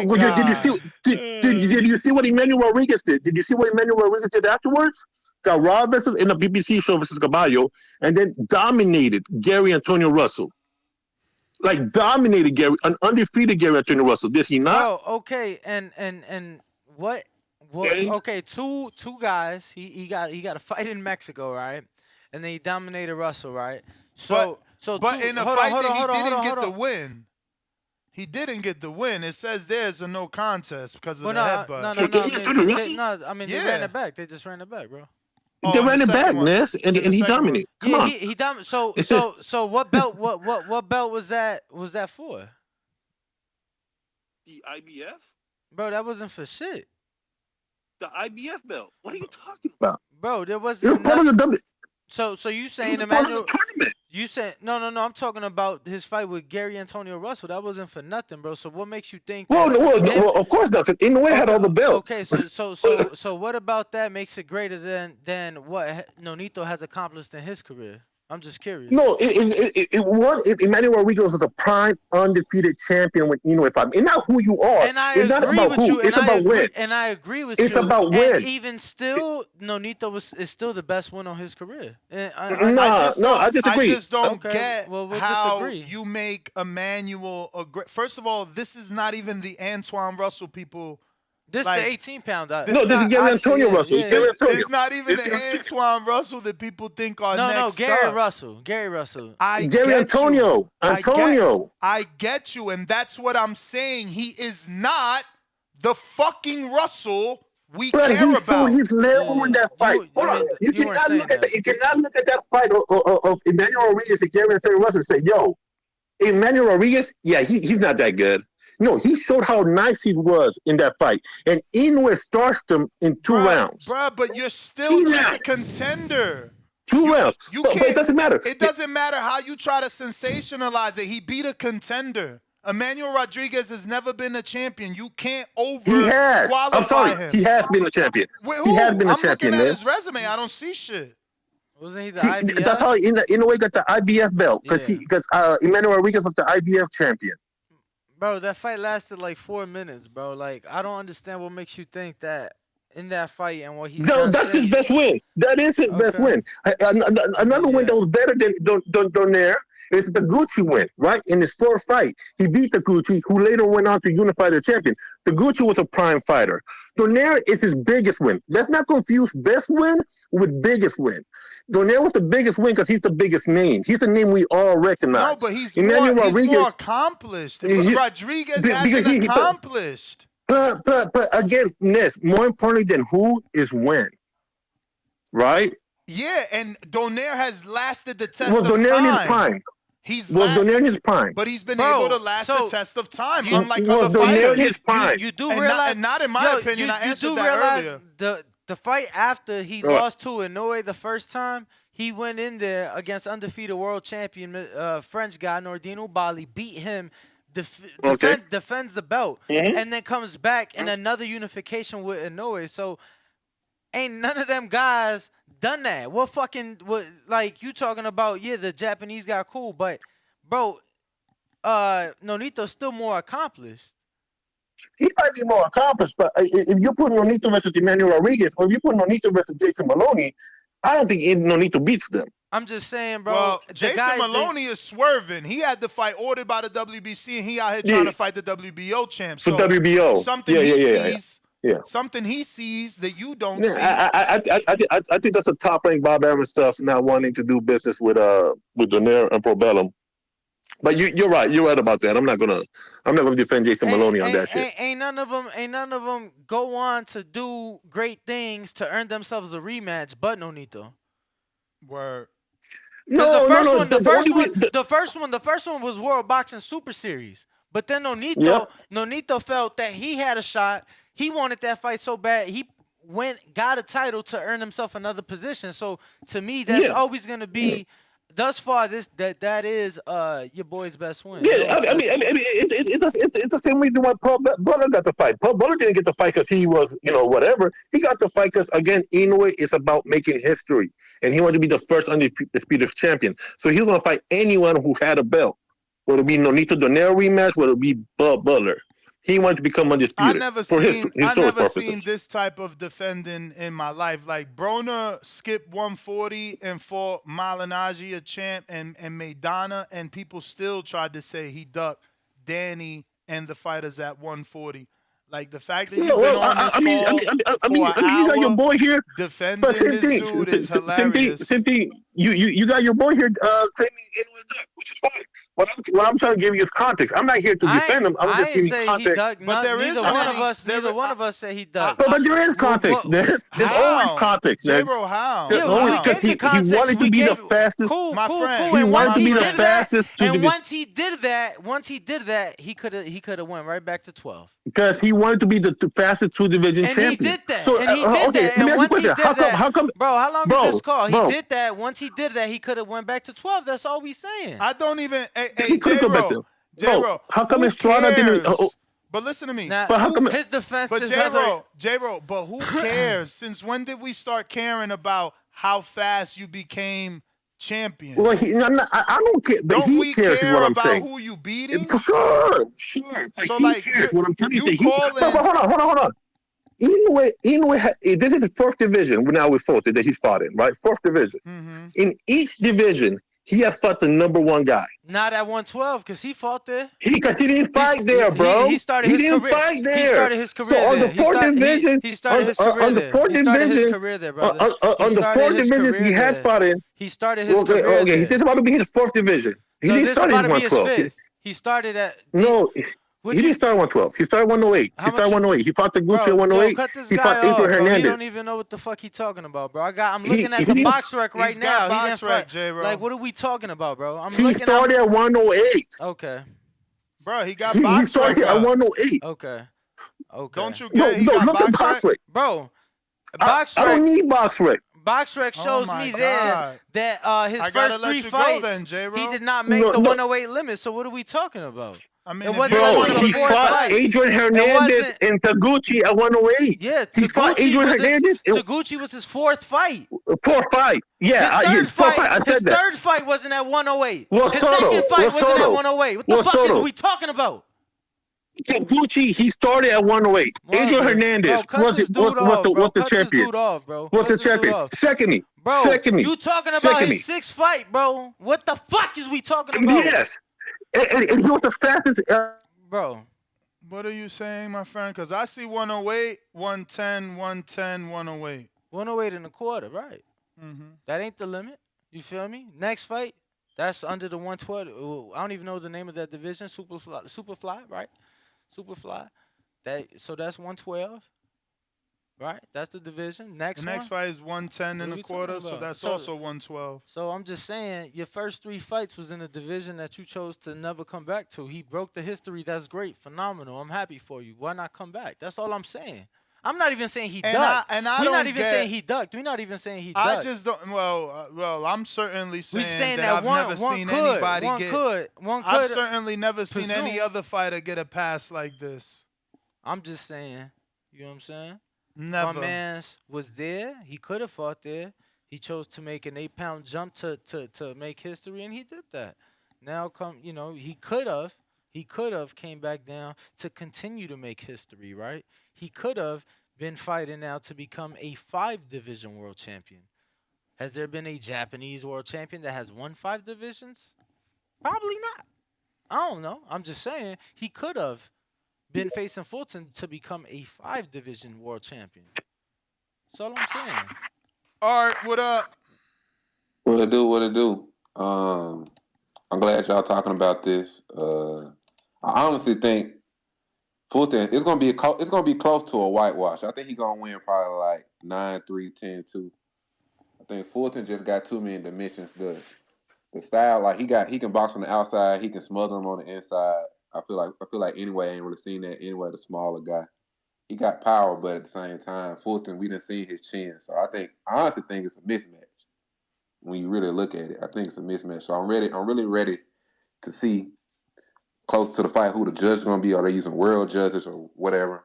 How that's gonna go. So, but that's my opinion on that. I think it's gonna be an easy fight for Fulton if he can make the weight easy. Also, I do want Tank to fight Gary Russell Jr., the original Gary Russell son, after he beat Ryan.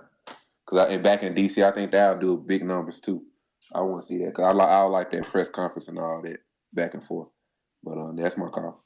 All right, so I'm gonna go ahead and mute timeout D-Tech for asking Canelo to go back down to 160 after Kovalev and unify or undispute, like after he was already unified twice there and fought the two boogeymen. Like, come on, guys. You know, Inoue didn't even fight anybody.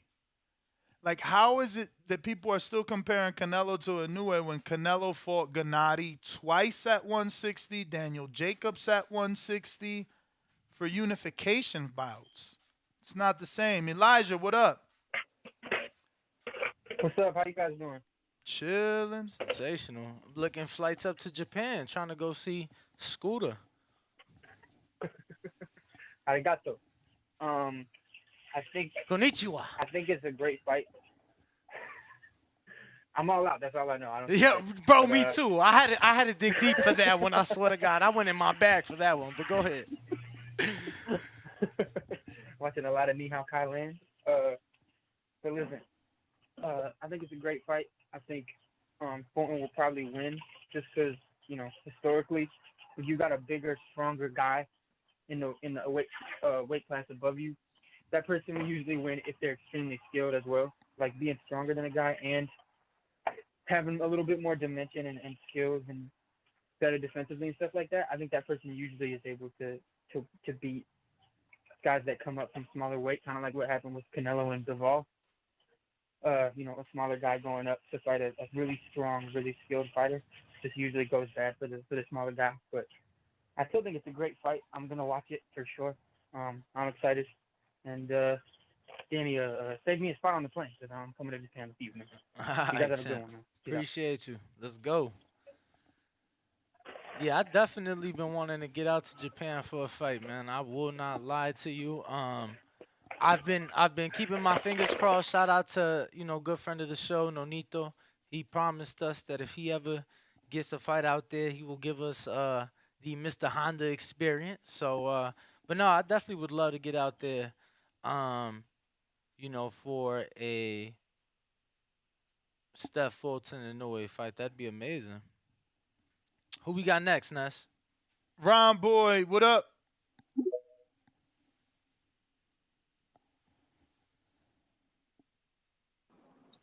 Yo, what's up, Slim? What's good? Hi, man. Look, man. I don't need J-Ro was 100% accurate, and me and that man don't even get along. I'm gonna be quite frank with y'all. Me and him, we don't really get along at all. But he's accurate on what he said. I'm not getting into all the context, but the truth of the matter is, it was the tournament that put Inoue to that status where he became the money guy. And when they were doing the Superfly, and I don't want to get too much into it, when HBO was doing the Superfly, they were like avoiding, I wouldn't say avoiding, but he wasn't the guy. So they was like, everybody was. I mean, he wasn't the guy. Was like he wasn't the guy because he wasn't even in the division, brother. No. You get what I'm saying? Look, when they was doing the fights at 112, when they was doing the fights at 112, he was at 115. Look, I'm not getting into all that. I mean, We can do this again. Eventually, those guys did jump up to 115. I'm just saying. Right. I hear you, but I don't really want I hear you. I hear what y'all saying, but what J-Ro saying had a lot of accuracy with the politics of what was going on when when they was doing the HBO Superfly. Special shout outs to that card. That was the best card. At least Andre won a belt. At least Andre won a belt in them divisions. You know what I'm saying? Like, I don't get how y'all giving this dude a pass for skipping the whole division. I hear you, but it was a lot of look, man, I hear y'all, and I hear you what you're saying, but what y'all J-Ro was spitting some shit, and it was the truth. And like I said, do you also agree that Emmanuel Rodriguez is an elite level win? No, he said that's his best win. At the time, actually, What's his best win? What's his best win right now, brother? His best win is Donaire. His best notable win is Donaire. Okay. But that's not what it was. That's not sort of what he was saying. He was saying it's not what. It's like who were they at the time? That's Rodriguez was the guy. The other guy he mentioned. Then he started fucking shit up afterwards. The other guy he mentioned. I'm not really trying to. The other guy he mentioned. Yeah, go ahead. The other guy he mentioned was the guy he fought in his 4th professional fight that had already lost. Correct. That had already lost at the time and was holding some local Japanese belt. So I don't really understand how, you know what I'm saying, a one-time belt holder and a regional title holder is supposed to be to the caliber of a first ballot Hall of Famer. I'm just saying. No. I don't think that's what he was I think he was saying is that at that time, that's just what it was. But I'm not getting into it. I think what's going to happen is, I think we have Fulton by split decision here. I think Inoue went a little step too far up north, so he gonna get outboxing. He never fought a talent like a fucking Stephen Fulton. Never. Man, he fought Emmanuel Rodriguez. Fuck you talking about? No. See, you taking that and then Fulton to beat the shit out of Emmanuel Rodriguez is my point. So I was just trying, give. And like I said, me and J-Ro don't get along, so it's not like, and it is what it is. But he was sort of accurate on that shit he was spitting. I ain't even gonna lie. He lost me once he said Rodriguez is the best win. Yeah, on his but resume. was fucking shit up afterwards, though. Like, you gotta understand that Rodriguez is a naive. Bro, Emmanuel he just got a nice win over Gary Russell, right? Who's not the Gary Russell? No. I mean, but fuck all that. Fuck all that.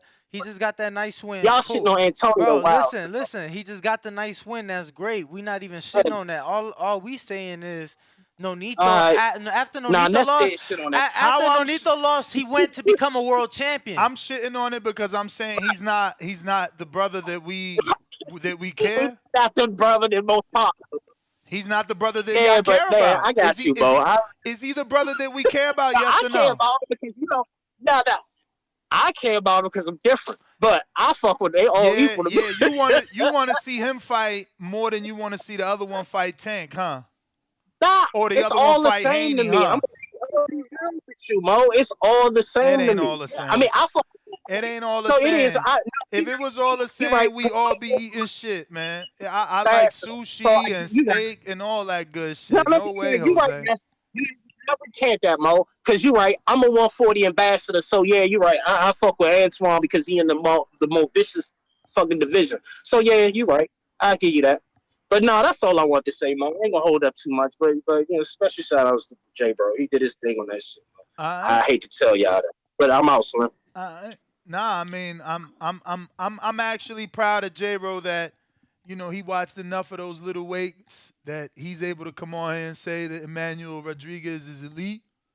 No, that's the baddest man on his resume. That's what he said. Don't put words. What did he say? I don't even know. He said that's his best win. Best win. Something like that. So, I mean, shout out to Pedraza, who's a 2-time champ then. You know what I'm saying? Shout out to Nonito, man. For real. Shout out to Nonito then.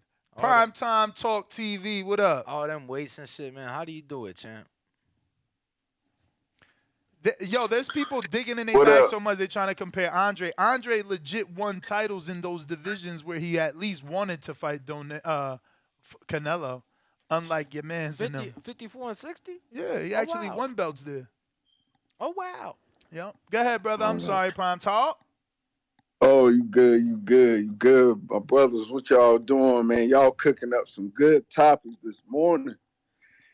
So all right, man. I love Inoue. Definitely love Fulton. I love that this fight is in the works. But my question to the TBV is what about the Japanese hand wraps? Is that going to be used? And is Fulton going to be allowed to use Japanese hand wraps as well? Because in the It's on their commission, man. It's their commission. So that's something that they're going to have to talk about in the negotiations. If not, whatever's allowed by the Japanese commission is what's going to be allowed. because Nonito, he didn't use them, and Inoue did, and some people said that made a difference in the fight, but some people don't. I don't know about all that. I wasn't in the ring. I didn't feel those punches. But my question, like I said, is Fulton going to be able to be allowed to use the Japanese hand wrap style as well? So that's my question to y'all. I'm going to keep on listening. If it's approved by that commission, then, they both can do it. Yeah, I hope so. I hope so because, I don't know too much about the Japanese hand wraps, but it sounds some people were saying that they were, illegal, to be used in a pro boxing match for U.S.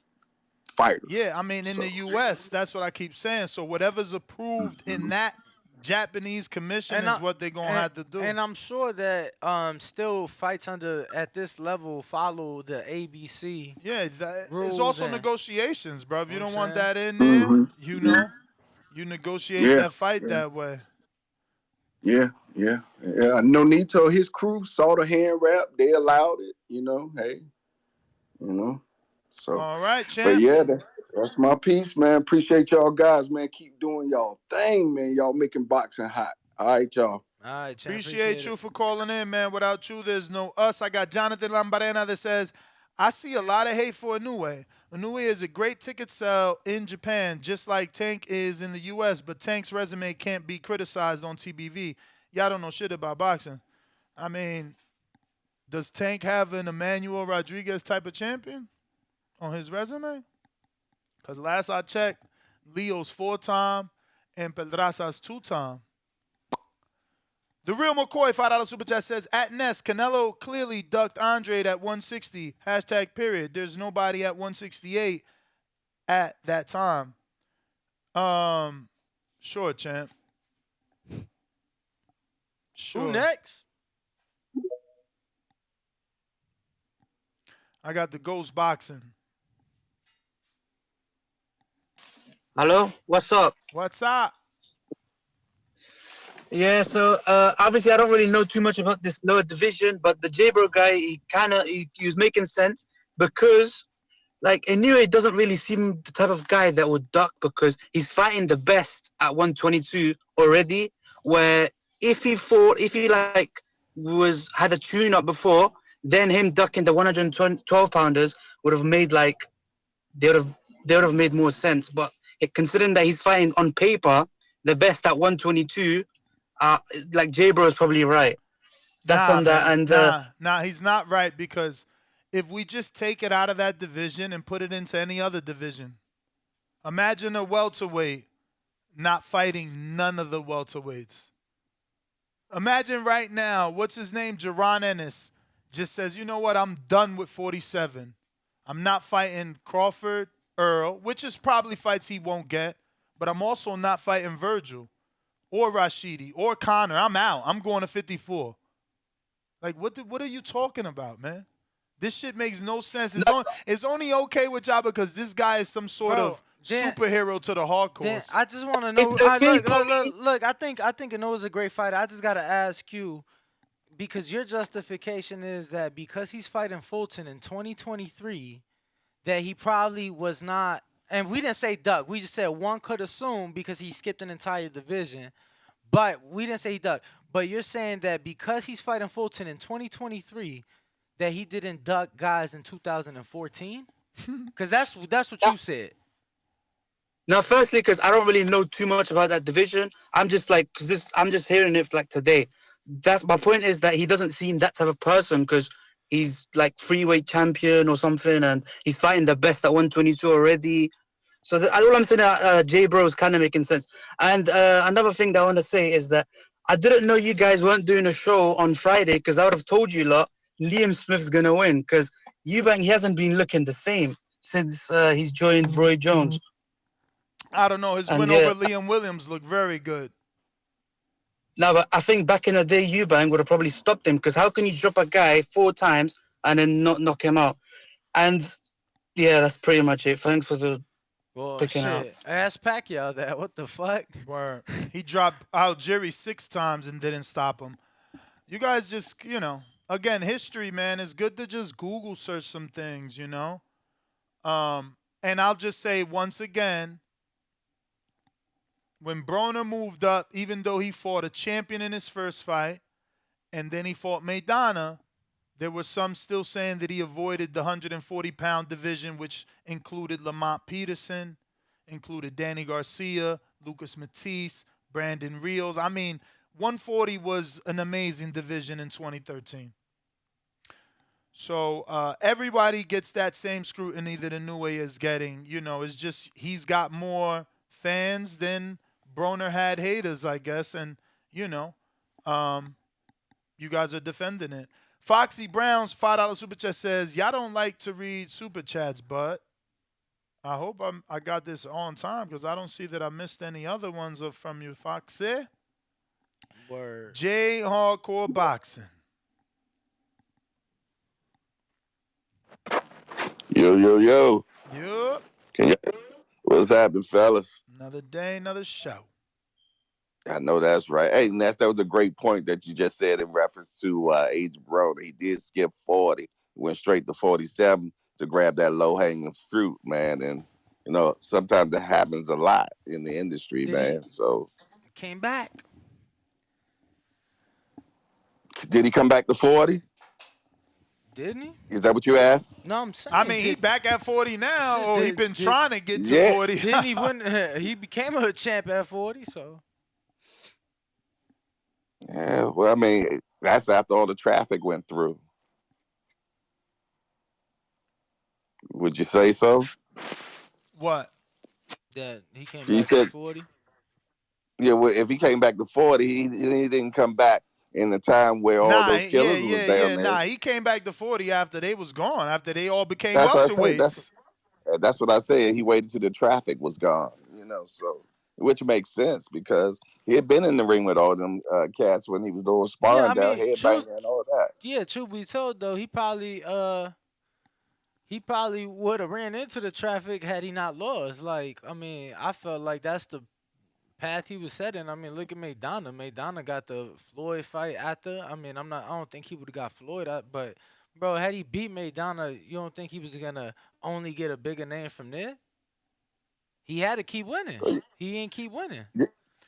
I understand that, but I'm just saying. And he fought Mikey. Don't forget that fight was supposed to be pay-per-view, and last minute they took it off pay-per-view. So there was a lot of investment and hope in Broner. Yeah, it was a lot. I mean, they was tabbing him the next Mayweather at that particular time. So, but that didn't happen. Look at this other guy making an excuse. Y'all stupid. Inoue was 20 years old, ducking at 2014 grown men. Who else is expected to fight the best? So he's literally okay with it. My man's supposed to be a champ, but not do shit with it? Like, what the fuck? It's so funny. You get people so upset. Hey, but I'm definitely interested in that Japan fight, man. I feel, though, that Fulton wins it.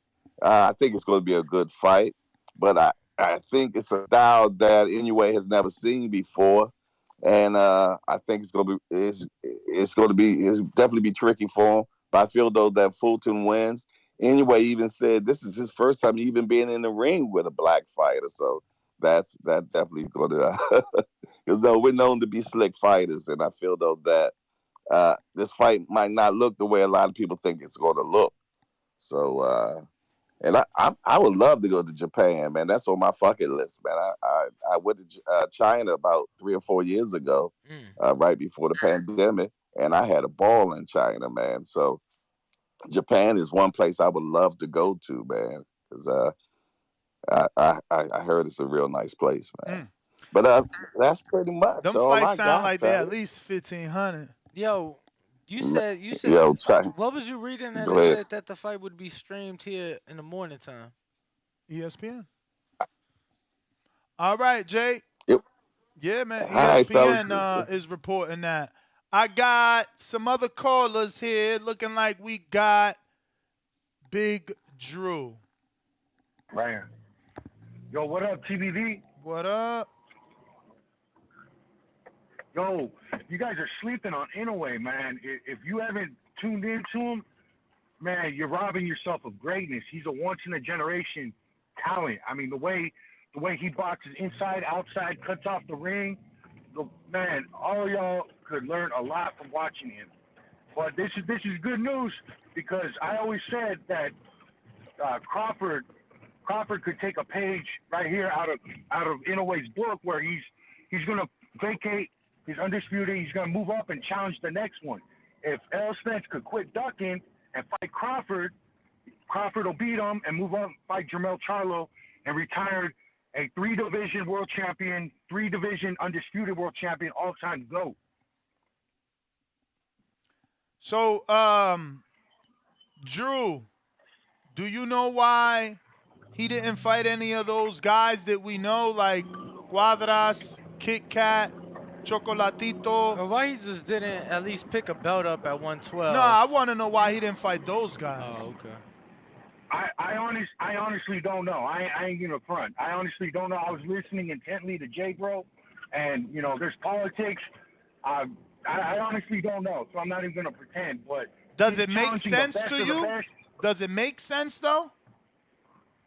Jay Bro made a case. If I was listening correctly, I'm not justifying it. I'm not saying nothing. I'm just saying, don't rob yourself of the talent once in a generation that Inoue is. Yo, so why do you And think if I we have were to robbing give you ourselves? Because that's what you caught in with saying that we've Yeah, never seen. how? We're talking about the fight and we're telling people we're interested. All we stated was the facts that he get 112. That's he didn't fight for a title or attempt at a title at 112. And That's not a lie. remember, Drew, I'm a casual when it comes to this division. So I said, Danny, what's his biggest win?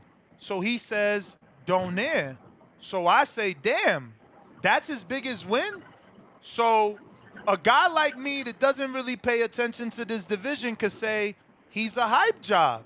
His biggest win is a dude that one of my favorite fighters beat 9 years ago. So I don't see how I'm not justified. Then I get a hardcore whose panties are in a bunch who tells me Emmanuel Rodriguez is elite. No, just to defend this guy. So you see, it's hard because I'm starting to see people make up lies to defend a dude. Well, no, I'll make several points. One, that was a great win over Rodriguez. I'm not saying either. Wait. But why are you using the words great? Like Canelo beats Gennady. Canelo beats Gennady. That's a great win. Earl beats Crawford. That's a great win.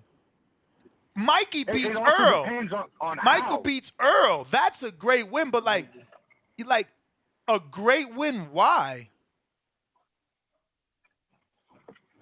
No, I'm just saying that was a great win, and it also depends on how they beat him. But the fact that he got him out of there. But why a great win? Like if you beat Canelo like Bivol did, that's a great win because of who he is, what he accomplished. Why is it a great win? Why is it not a good win? Why is it not a decent win? Why is it not a okay win, but a great win? Come on, bro. I had to put. What are we talking about here? If it was great, bro, like nobody was giving him a chance. Like in no way closed a minus 1,200, bro. That means I have to put $1,200 to make $100. To make $100 back. Now, don't get I me don't wrong. make- I Where don't is the make the lines. greatness?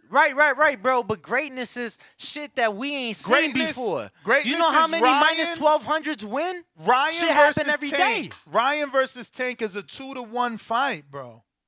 That's more even. Like, I don't know what's going on. Look, I'm just saying about you're robbing yourselves of watching great. I'm just saying we got But, about but 5 how? months We're- for this fight saying to- that. You're saying that. Yeah, We're, you think we're we telling ain't never our seen audience. him. You thinking we ain't never seen him. But that's not true. We're telling our audience we're going to watch this fight and they should tune into this fight, and we're announcing that they're in negotiations. Like, I don't get how we're robbing ourselves by telling our audience the truth that he skipped the division and didn't fight none of those guys that we know.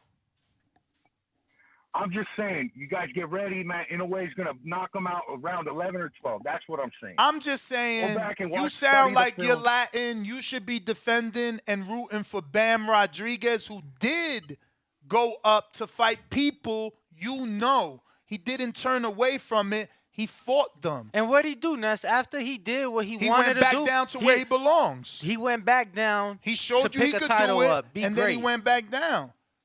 Defended the title. Bam Rodriguez, I always tune in. I always tune into him. Yeah, But you I'm see, just telling you see that how we these didn't guys- tell you that you were robbing yourself. We didn't assume that you've never seen him. We didn't tell you, hey, you're robbing yourself because we've seen it nowhere. You just assuming that we haven't because we stated some facts.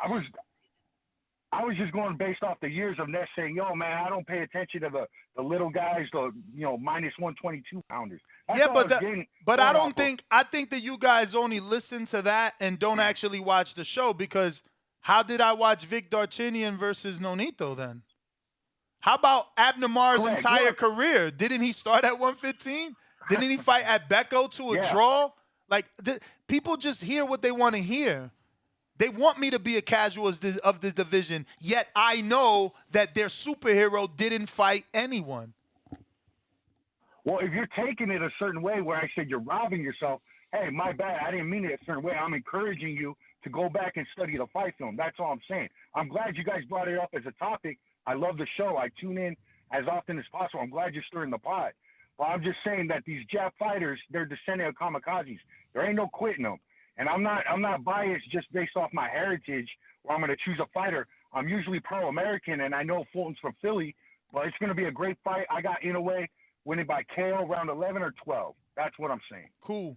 Keep up the good work, guys. Appreciate you. Jonathan Lambarena says, tell us who he didn't fight. We just said that. Chocolatito, Cuadras, Kit Kat. Who else was around that division that was decent? Because that's only 4 names. I'm missing somebody. Did you say Gallo? Estrada? Carlos Cuadras? I said that. Okay, yeah. Gallo was there too. I said Danny Roman, Cuadras, Kit Kat. Chocolatito. I mean, that's Roman. Oh, yeah, Roman. Yep. So Roman, Cuadras, Kit Kat. No one else? I just said Gallo. Gallo So Estrada. he's not Estrada? Okay, I didn't say him, but yeah, You didn't say Estrada. Estrada. Yeah, it's 4. Go ahead, Majid. What up? Majid on Twitter. Majid. Going once. Majid going twice. I'm going to Ronnie in Phoenix. What up? Yo, you got hella snow out there, champ. You all right? Not in Phoenix, we don't, brother. Really? That's just northern, yeah. That's just northern Arizona right there. That's Flagstaff, man. Flagstaff, Pine Top. Oh, wow. Show Low area. Yeah, I mean, how Yeah, far no, is that we don't from get you, nothing bro? in Yeah, Phoenix, yeah, man. that's just far, bro. How far is that from you? Flagstaff's about two and a half hours probably, bro, to Flagstaff. Oh, okay. Okay, what's up, yeah, though, I champ? like the point today, though, man. I really want to, man. I think people are sleeping on Inoue a little bit, man. But I do think Falcon's gonna take it due to being the bigger man. But Inoue's a little beast, man, the monster, bro. ESPN and Ring Magazine got him ranked number 2 pound for pound. I know you know, Ring Walk said you don't really want to talk about the pound for pound listings. No. I mean, I'm just saying, like, before we used to do, like, shows on it. We used to, like, update ours and things like that. That hasn't been the case in 6-7 months. All I'm saying is back then, he was in my top 15, not my top 10, but my top 15. So if he beats Inoue, no question, he gets in the top 10 for sure. Yeah. Yeah. What happened with him in Figueroa rematch? Shit, this came up, bro. This came up, and he chose this. He wanted to defend his titles, bigger fight, both commercially and financially. Okay. All right, cool, man. Well, yeah, I missed you guys this weekend, man. I I didn't know you guys weren't gonna be on air either. I'm even Sunday. I'm gonna look at my TV, everything, man. But glad you guys are back. Love the show. Hit the like button, subscribe. Thank you guys, man. You guys keep doing your thing. Thank you, bro. Appreciate you. Keep tuning in. Yes, sir. Yes, sir. All right. Let's see who up next. We do have Twitter Spaces available. We do have Discord available along with Blog Talk. That number to call in 425-569-5241. Brandon, Cincinnati. What up?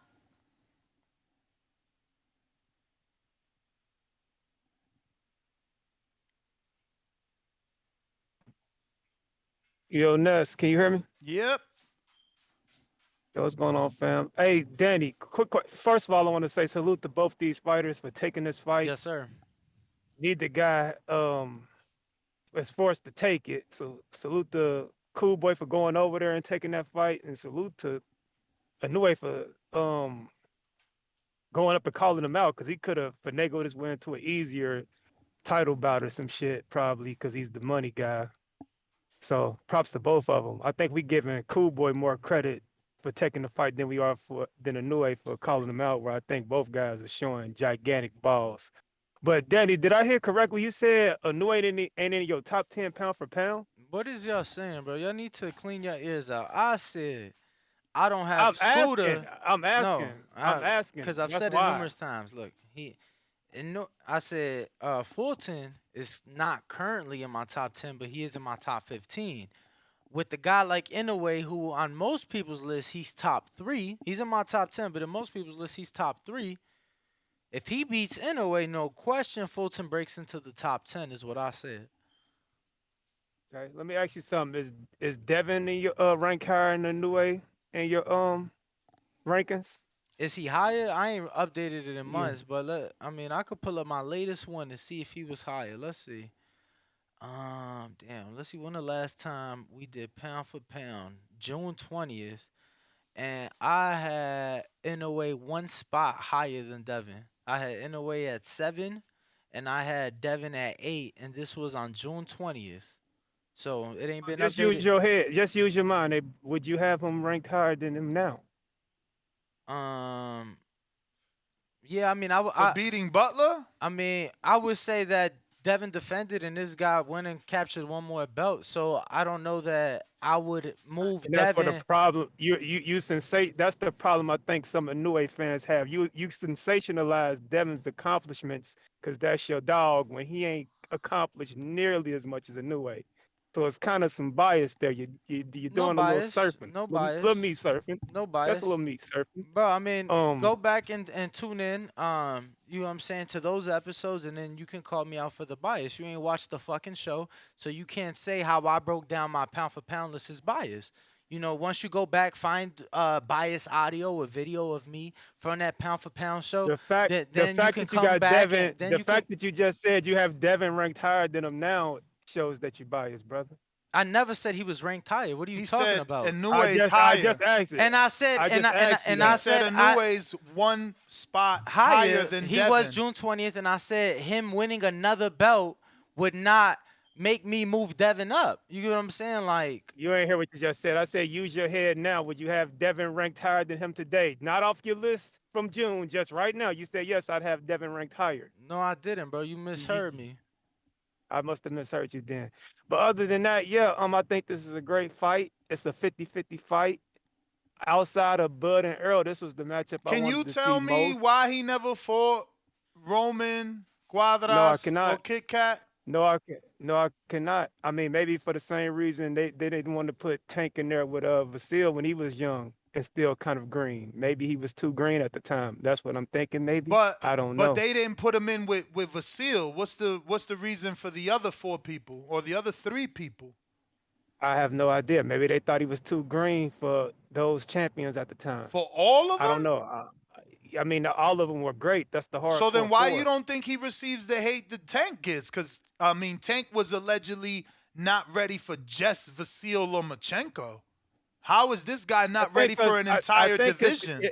Because it's a smaller weight division and it goes a little under the radar compared to the 130 or 120. What was it? 126 But at isn't that that time, a or bigger 130? offense? Isn't that a bigger offense? What's bigger to be afraid of or not ready for Vasil, one man, or to not be afraid or ready for an entire division?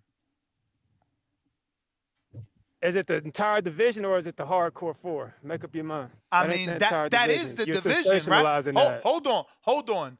Isn't that the division? Like, do we talk about Earl, Crawford, and Jerron with a little bit of Thurman, which is the top 4, or do we not? And a little bit of Virgil. Do we not? And a little bit of Porter, We stopped talking and a little bit of Danny. stopped talking about retired Porter and Virgil when they didn't want to take their shot. Remember, Virgil said no on this show. His trainer and his father. Why are you deflecting, man? I want to talk about this fight. You want to go around. I am actually talking about this fight, and you're going around the block. I'm specifically asking you questions about why this man didn't fight. I don't know. I don't know why he didn't fight those guys. All right. Well, then ago. let me move on. Why is that relevant? Why is that relevant? It's relevant. It's relevant because I've never seen no guy get this much praise for not fighting no one in his division and skipping a division. I've lived long enough to see Danny get shit. I've lived long enough to see Broner get shit. I've lived long enough to see Mikey get shit. Mikey got shit when he moved up and didn't fight the other 40-pounders. Only Robert Easter. Or not even Easter. Easter was 35.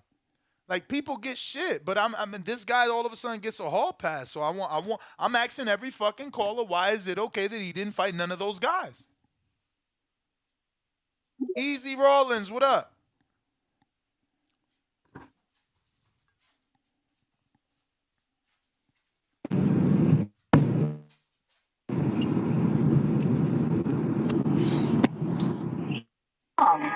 Total Line and more. Hello? Yeah, can you hear me? Now we can. Oh, okay, my bad. Yeah, I was just calling in. I think that to have Haney even close to Inoue in the pound for pound, I think is crazy. Not just ahead of him, but even close to him is crazy. But I think to have Haney Who had above him ahead? Fulton, Who had him ahead? well, I said not even ahead, just close. To me, even close doesn't make sense. But to have even You should have to called. have Haney You ahead should of have called. Fulton. You should have called back in June when that was the fucking show topic, bro. That was 7 months ago. But that seems like that's a topic right now. So I'm just commenting on what I've been hearing for I just tuned in.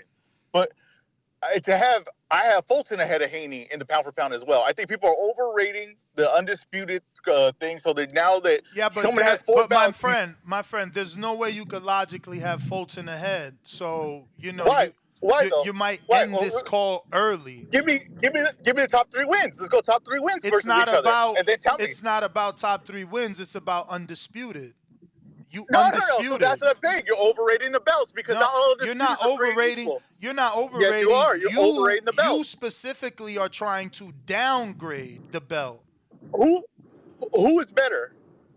The person that's Fulton's better last win is or Haney's last win. The person What's better? Haney's last win because Haney beat the man that beat the man. That is part of boxing. He didn't even beat the man though. We didn't invent that.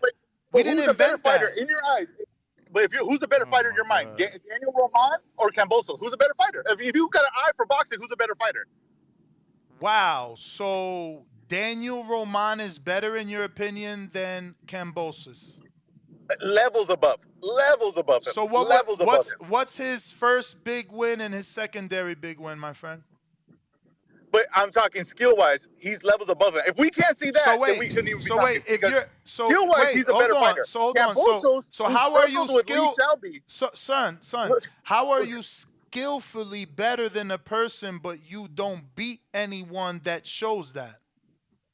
Well, I think that he does beat good guys, but they're not well-known guys. So that's the problem. We're talking name value. When did Roman beat him? When did Roman beat him? Are you saying hypothetically? No, Roman beat good fighters. Okay, which ones are his 2 biggest wins? Here, Like let's you, go like down you, like you talking about Devin's wins. Which are Roman's 2 big wins? Okay, but let's say Kambosos, right? Like Kambosos, he So beat you want to Teofimo, ignore but that that? don't mean he's an So elite you want to fighter ignore because he beat. that? So you want to ignore that? No, I'm driving, so I can't go through on the list right now. If I was driving, I go down the list. Oh, We go okay, down the list. no It wouldn't worries. even be No close. worries. No worries. But if you're gonna just go because of one guy, like Mayorga upsets Vernon Forrest, is Mayorga then? Oh, he's a really credible win now. For now on, he's a really credible win. Well, because yeah. he has one good win. So But- you saying but- that he but wasn't we're a gonna- credible win for Shane Mosley? That's what you're saying? Yeah, no, hell no. Within a high level win. No, So now you're Mayorga was Mayorga. So when Mayorga upset Vernon Forrest, the person that beats Mayorga, that doesn't count? Over time, that win ages horribly. Over time, you're gonna be like, yeah, I he gotta actually isn't go, that good bro. a fighter. I gotta He's go, a bad fighter. I'm sorry. This is a real boxing show, right? And in the real boxing show, we don't do that. What are you talking about? How do you discredit someone's biggest win of their career?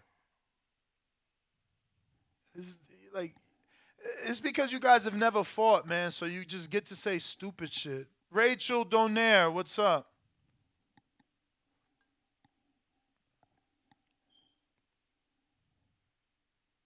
Uh-oh. Rachel.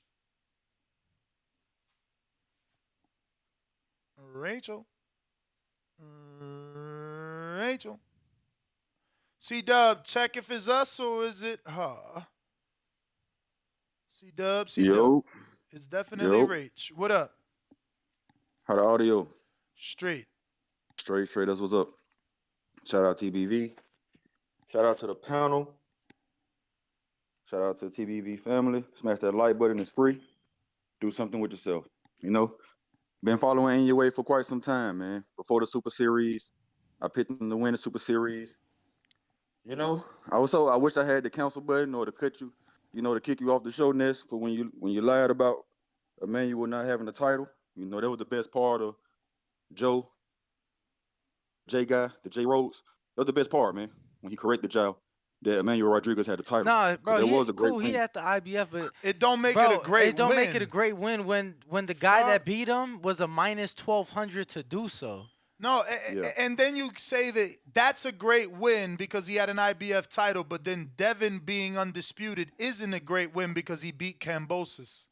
No, I didn't say that. So you No, put not words- you, you're gonna have to not you. Just like you're going off of what you heard before you called in, we're talking about what was said before you called in. Yeah, but that was a fact though that you didn't know that he had the title, but he did. So he Yeah. did beat that guy in amazing fashion. Let me get the call off. In 2 rounds, I think he beat him, and then the dude came and waxed the Garrett Russell that we don't care about or whatever you want to say. But yeah, man, in your way, I've been clamoring for this ever since he beat Nonito. I was like, man, who else is going to give him a good fight? Fulton, but Fulton was too far. Man, they made the fight on the back call, trying to tell everybody back there. Inoue is top 10.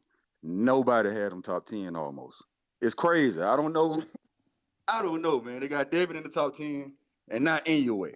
It's a little biased. Who said that? I don't know if it's a racial thing going on. What but- list? Yeah, what what list, list is that? doesn't have Inoue in the top 10, man? Oh, the back call top 10. Oh, that's different. Pound for pound. Right. And I'm just And almost yo, on my and stuff back. I I'm like, just what the fuck? and I Am just the want only to throw out hardcore there. back you? I just want to throw out there that the list I gave was the list. Mind you, we ain't did that shit in months, bro. That was my shit from June 20th. Yeah, I Like- got my list. I got my list too. I'm looking at now from June or back. But ever since last year, almost anyway, been on my top 10 pound for pound. Like before, and then the Butler win only solidified and just you don't lose your position if you keep getting belts. Now, Ness, can you ask me that question? What question? Why they giving him a pass?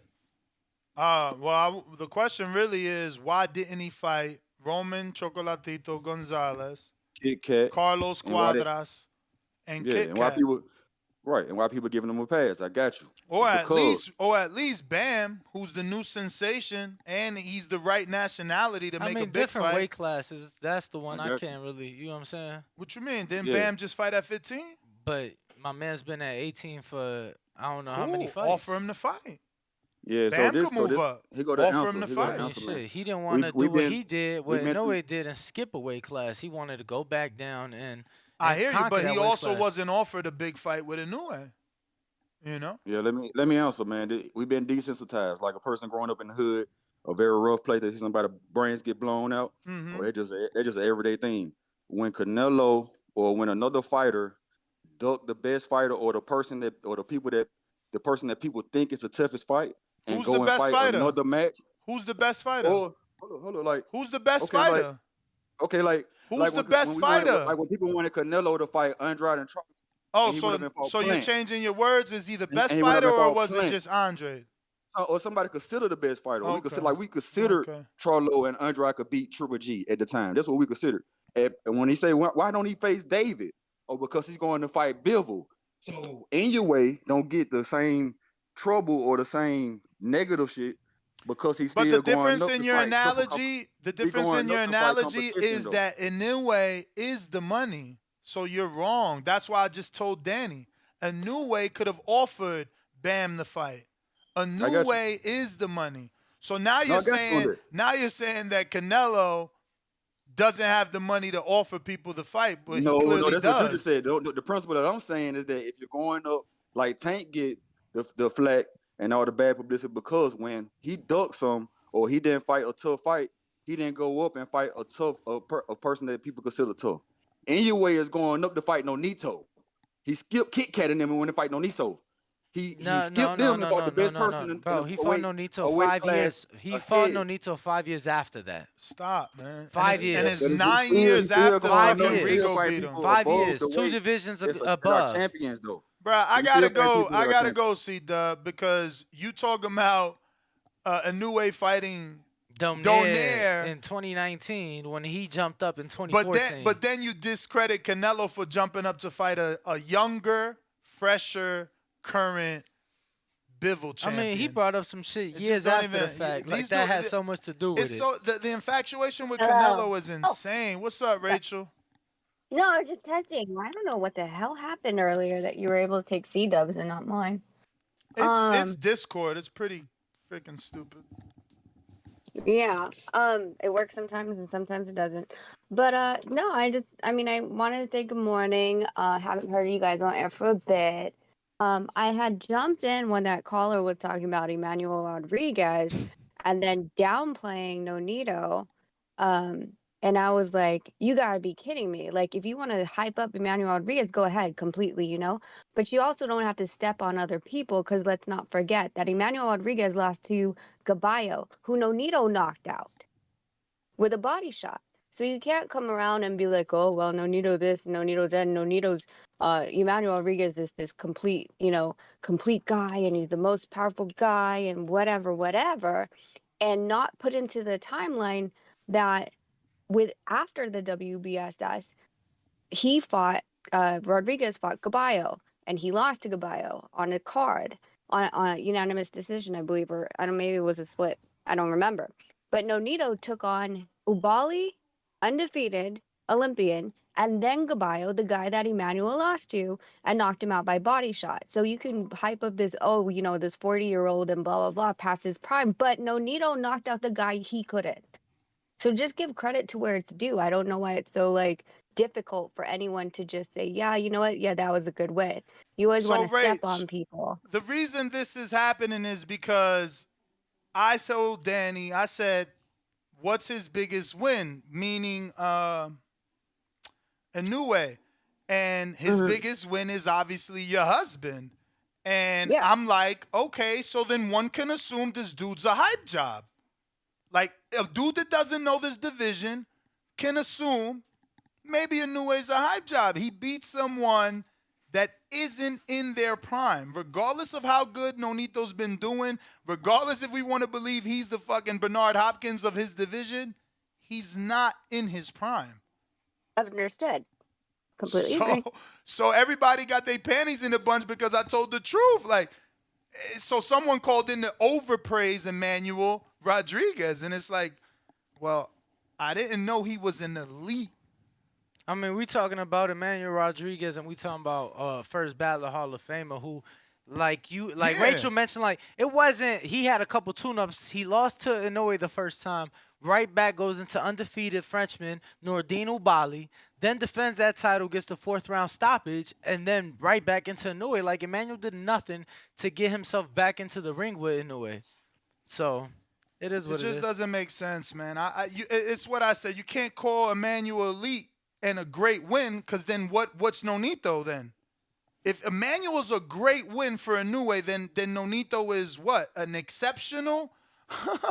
Like, I mean, it doesn't make sense. They're doing Well, whatever and they that's it. can to try and over glorify this Inoue guy. So I want to ask you, since this is your division, not only as your husband, but also as his handler, you know the people in and around. Why do you think Inoue never fought Roman Chocolatito Gonzalez, Carlos Cuadras, Rungs Vial, Kit Kat?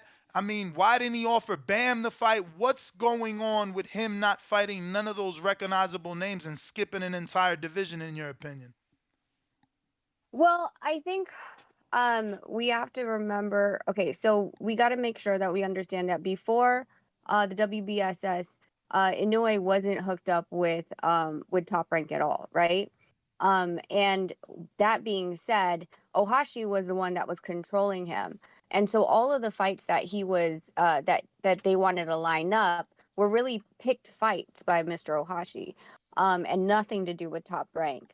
I feel like the one that he could have made is Chocolatito, because he was under Tekken Promotions at the time and still currently. So, that being said, I don't believe that he wanted to really test himself against those guys that, have that veteran name. We have to understand also that, Inoue is used to a certain type of boxer. And when it comes to people that can move a lot more, he does have issues with it. He loves, back and forth movement, but when it comes to trying to break down a fighter to get them to throw, it's a totally different story. The first fight with Nonito and the Paul Butler fight. Like, how do that's why I'm pretty excited about the Fulton fight, because this type of fighter is not what he's used to. He's going to have to really have an intelligent game plan and not just power through everything and smash and bash. He's going to have to get Fulton to want to exchange. Now, of course, Fulton shouldn't exchange. He should just be picking him off and be slick about it, right? I just feel like they protected him correctly. Listen, this is not something new. This happens in Mexico. This happens in the Philippines. You get guys that have like beautiful freaking records. The guy wrong beside that, Jason Maloney fought. Come on, dude was 52-1, I think, Danny. If you're good at records, and that guy was 4 fights ago, or 3 fights before he fought Jason Maloney, fought a guy that was 0-1-0. So when they're overseas in certain countries, they do like to pad the records and to make it look good. And they're not going to put them up against good opposition or exceptional opposition that can disrupt that before they bring them into like really the world market, right? So if he had lost to Chocolatito, would he have gotten his chance in the WBSS? It's like this whole like, if he went through this door, what would have happened? Would he still be the Inoue, or would we have seen that he had 3 losses at 115, so he's not going to go into the 118 WBSS Yo, series? that's crazy, Rachel. And then the guy before that guy that was 0-1-0 was a guy that was making his Yes, pro debut. sir. Come on. The guy before, and these were all fights last year. That's funny. Yep. And yet he was able to challenge that they sanctioned that Jason Jason was Maloney. going to fight him for the whatever the eliminator. Come on, that's BS. It literally is BS. So, Rach, I want to have you obviously defend yourself. There's some people in the chat that's saying that you're a known Inoue hater. I'm a hater now? Of Inoue, specifically. Any reason why they would feel this way? Or have you said something in the past? Or is it just they're trying to correlate the fact that your husband fought him and it's that simple? It's that simple. I mean, I Okay. think it's silly when people say that I don't have any hate towards anyone. Of course, I was going to go up against him when it came to the gloves or anything that has to deal with Nonito and the fairness of the game. That's what it's going to be. And I'm going to call a spade a spade. But people tend to forget that we've known him since 2016, 2014, something like that. Inoue was actually taught the left hook by Nonito. So whatever narrative is in their head, this is just business and competition. That's all it is. Do I hate the guy? Do I not think he's gonna do well in the 122? Yes, I think he has the power to do so. It's just the fact that for me, he hasn't fought someone like Fulton. So it's exciting to me. Do I think he completely freaking loses? No, I think it's you're looking at a 50-50 fight, 45-55, 60-40 at most. I think it's going to be an amazing fight. And so, I mean, I would love to go out there and go. It just depends on what's going on with our negotiations, if there's going to be any negotiations. But to ever say like for example, when Walters fought Lomachenko, they're like, "Oh, Rachel just hates Walters because, her husband lost him." No, I was pissed off because I wanted Walters to beat Lomachenko. Why? When he beats Lomachenko, that meant that a very an elite fighter beat my husband. It gives the credibility to the loss of who he lost to. So I always find it funny when people think that I root against the guy we lost to. No, I want them to freaking win because that makes it better for us. No, Definitely understand. and obviously it makes your one look even better because now they're improving. What they got going on.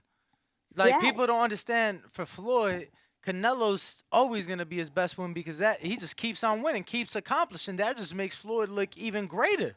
Exactly. Yeah. You want the guys that you fought to continue to be better, win or lose, because that shows to you, like, for example, let's just say Walters, Walters beat Lomachenko, and we're here, how many years from then, and they, they're talking about Hall of Fame, they're talking about who he can fight, and blah, blah, blah, and he's pound for pound, top 10, et cetera, et cetera. Nonito's going to be tagged with that to know that, okay, Nonito lost to a great fighter because look where he is still today. So it's just funny to me. Like, I think a lot of boxing fans are emotional and they want to put that emotion onto us, but this is the business of boxing. No one really, I mean, at least for us, we don't dislike or hate anyone like that. Like, especially the people we've been in the ring with.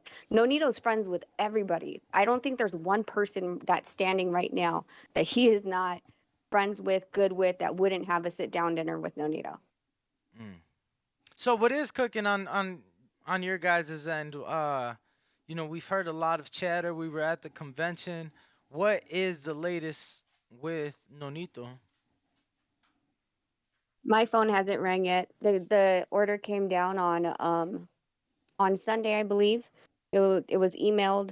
I waited on yesterday. We were live yesterday, and I'm like, it's 9 o'clock. I don't know if Top Rank's offices are open. It's 10 o'clock. I don't know if they checked their email. We've been, waiting patiently. And I know Richard's talking to Don Majeski.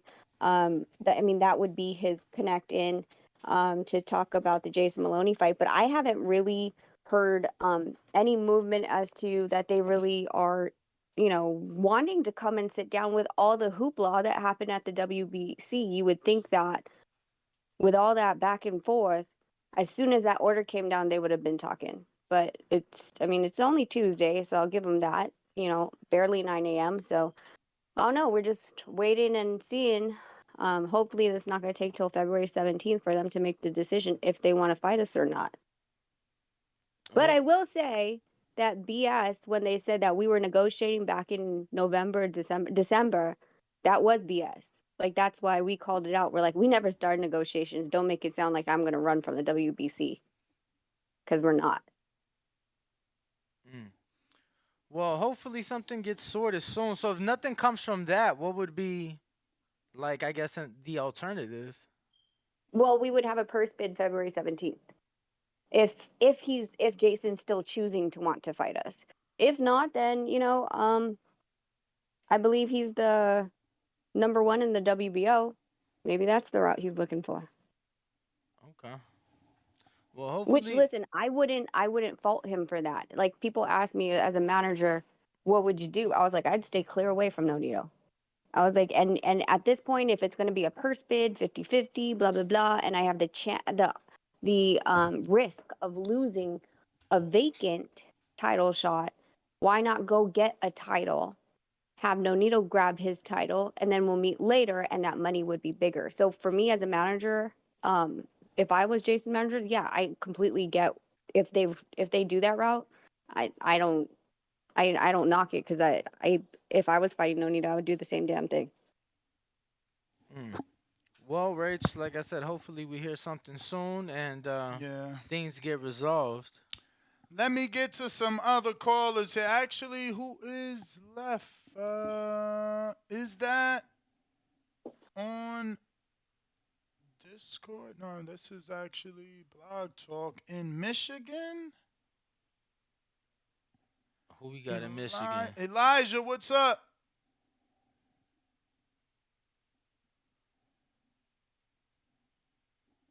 Elijah. Uh-oh. No, I hit the wrong one. This is Daryl. Yeah, no, I hit the wrong button. Elijah, what up? What's up, man? How you doing? All good. I called in earlier, but I just wanted to drop some information on you guys. I don't know if you knew this or not, but Emmanuel Rodriguez actually knocked out Mike Tyson. I don't know if you heard about that. A lot of people thought it was Buster Douglas, but it was actually Emmanuel Rodriguez. Just wanted to tell you guys that. No wonder that's a great Give win. you some game. That's what I'm saying. People forget. Damn, bro, I ain't never been put You on guys have a good so one, man. quick in my life, yo. Yeah, peace out. All right, champ. He waited for that one. Yo, Cuerno de Chivo. Dímelo. Troy. Troy, you gotta unmute. You not One unmute. second. I'm here. He's Hey, here. I got no. I heard y'all saying about Inoue's best win. Like, I don't know who the other guy is. I will have to watch him, but we all know Nonito is the best win. Like, to say that, even though he's out of his prime, it doesn't matter, because if you take Roberto Duran's career, he started in 1958 or 48, but then he fought all the way up into the 90s, and he fought He fought like the best Iran Barkley after he just knocked out Tommy Hearns. And everybody thought Iran Barkley was going to stop Roberto Duran, and he stopped him as a 36-year-old man who was considered to be out of his prime. So, like, saying somebody out of their prime in the pros is like an excuse for the person who lost, because at any time, a person out of their prime still has the experience. And anytime they want to turn the switch on, if they got punching power and defense, as in Roberto Duran had, they're gonna win. But with Inoue and Fulton, I heard Nonito's wife saying, like, she want to see him fight a boxer. Like, his style is more, you gonna see the best attributes of him when he fights a boxer. Like, just because Stephen Fulton can do all that moving, the reason why Nonito Donaire's fights got so much, because Nonito Donaire will knock you out, bro. And he had to get, Inoue is going to respect him. If Stephen Fulton can do all that slick stuff, Tank be saying that, you can do all the boxing you want until I crack you. You can do all of that. As soon as I start going to your body and slowing you down, your boxing is not the same. Now, I love Steve Fulton. Fulton as a black man, he's a great fighter and all of that, but boxing is boxing. And even though Inoue's, I think he coming up. Is he coming up? Yes. With the 122? Yes. He might, it could be like a split decision, but if you do stop him, it's going to be in the later rounds. But as I would say this, if Stephen Fulton was at 118, would he be considered a knockout puncher? His style doesn't attribute to him being a knockout puncher, because he's a boxer puncher, or he's a boxer. So, like, Inoue is a boxer puncher. He has decent defensive slick moves. One slip and a shot, if Stephen Fulton is not prepared, he can get hurt quick, or he can get hurt late, because Inoue's power carries for all 12. But it's a good fight, though. I would just like to say it's a good fight. But technically, Ness, who do you have winning? Stephen Fulton. Danny, who do you have? Yeah, I got Fulton as well. I have Inoue 90 because if it, seconds. Go ahead, champ. is it gonna be in Japan? Yes. Yeah. I got Inoue. He Hmm. ain't there. And Stephen Fulton is not there to win. He gonna have to stop him, and that's why they fight. That's why I see this is a part of boxing. As a professional, I would like to explain to the casual fans, not Ness and Cousin, but when you're going up in weight and you're a star, you fight somebody who's good, they're black, and they have less power because the black man is this title, the staple title to show your talent. I'm sure people know that, but that's why they picked Stephen Fulton and to go up in weight because he's not a power puncher, and that style is gonna show Inoue's best attributes, and that's why I'm We'll picking see, Inoue. man. We'll see because for me, it's the opposite. I look at it like, you know, Inoue is moving up so many divisions already as a total.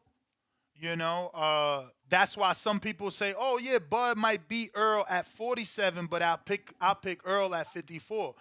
It's just too many divisions for Crawford. Just like It Inoue, depends. we I don't talking think about that's a the many visions for natural Crawford. we talking about a natural 122 pounder that's bussing to move up. He was legit moving up before this fight came. He was gonna have a Yeah, that's because rematch. he was sucking. See, this is the But thing. that's what Like I'm saying. Whether Bernard you Hopkins, sucking Bernard down or not, Hopkins. you still the bigger man. That's what I'm trying to say. Yeah, I Sucking know. And if down you're the makes it bigger even man, better.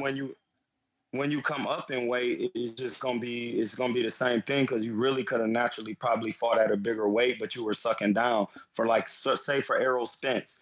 Errol Spence is not that big how y'all think he is. Like he has a certain type of body type. He has a mesomorph body type. He's slender from top to bottom. He doesn't have wide shoulders and a small waist. So that means he can actually probably fight at 140, but his diet doesn't allow him to get to that weight because in the off season he's not in the gym and I mean, training and staying on his diet. it's hard to say he could fight at 140 when he fought in the amateurs at 52. Yeah, that's because in the amateurs you fight up. Because I fought in the amateurs and I'm only 5'8" and a half, but I fought at 152 in the amateurs. But as me, my weight now, I could fight at 140. But in the pros, when I didn't understand how to keep myself with my diet in a certain standpoint, in between my fights, I would be coming from 170 trying to get down to 150, 147, low 150s. That shit is detrimental. Bud could come up in weight. He was sucking himself down. But now and he's tall. That's what determines your weight in boxing, your height. Bud is not short like everybody think he is. If people just go look at my Instagram, I got pictures with both gentlemen. They're around the same height. So like when Bud actually fights him at 54, he's gonna be even more comfortable because I seen him on the scale his last fight. It's getting harder for him to make 47. He's fought 8, 9 fights at 47. It's almost time to come up out of there for real. So like I understand what you're saying, but the more you go up in weight, the people who never was a professional before, what determines how you can last at that weight is your defense. If you don't have defense, that's why Triple G don't want to go to 68 for real, because and fight anybody else because he is not a defensive fighter. And he punch hard at 60, but at 68 the resistance is different, and he can neutralize people with his defense, so he can land his power shots. That's why he keep running to Canelo and all these little like smaller guys, but then Canelo then caught on to him, and he's not gonna fight nobody else. Dude, when Errol Spence go up in weight, who is he gonna fight at 54? He gonna fight somebody with no punching power because he hasn't fought a power puncher yet. So like that you have to watch their box recs and see how they move and opponents that they're picking at the time that they're picking them, because a lot of these guys who are not defensive geniuses, they stay away from power punchers because they don't get to show their attributes. And that's all I wanted to say. I'm going with Inoue. I'm in a tough fight because Stephen Fulton definitely has defense, so he can neutralize some of the things. But Inoue is intelligent, and he gonna go to his body and slow him down. That way he can hit him with a decent shot. Because slick fighters, the one thing you can't. Stephen Fulton is slick, but he ain't like Ricardo Williams Jr. or Pernell. Ain't like he gonna be slipping body shots. So I'm going with Inoue in Japan in a controversial decision. If it's controversial, you don't really think he's winning. But let me get to I Majid. like that, Nuss. I like that Mm-hmm. because that's a fair point. Majid. Majid.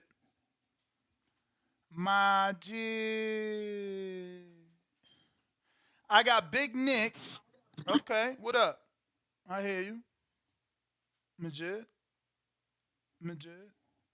All right, he disappeared.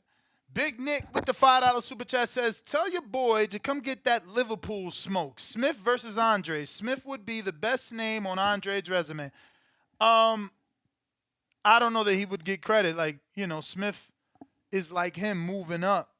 And 68 probably beat Smith's first time up there. And now Andre's with the PBC. It just don't make sense to cross the street to boxer at this point when you finally got to the side of the street where you want to be at. But looking over Smith, he has never fought at 68, whereas where Andre is at now, I don't know that it makes sense. I got a lot of callers on Blog Talk. You haven't pressed 1. When you press 1, that lets us know you want to talk, and then we can go to you. We're going to Majid now on Discord. What up?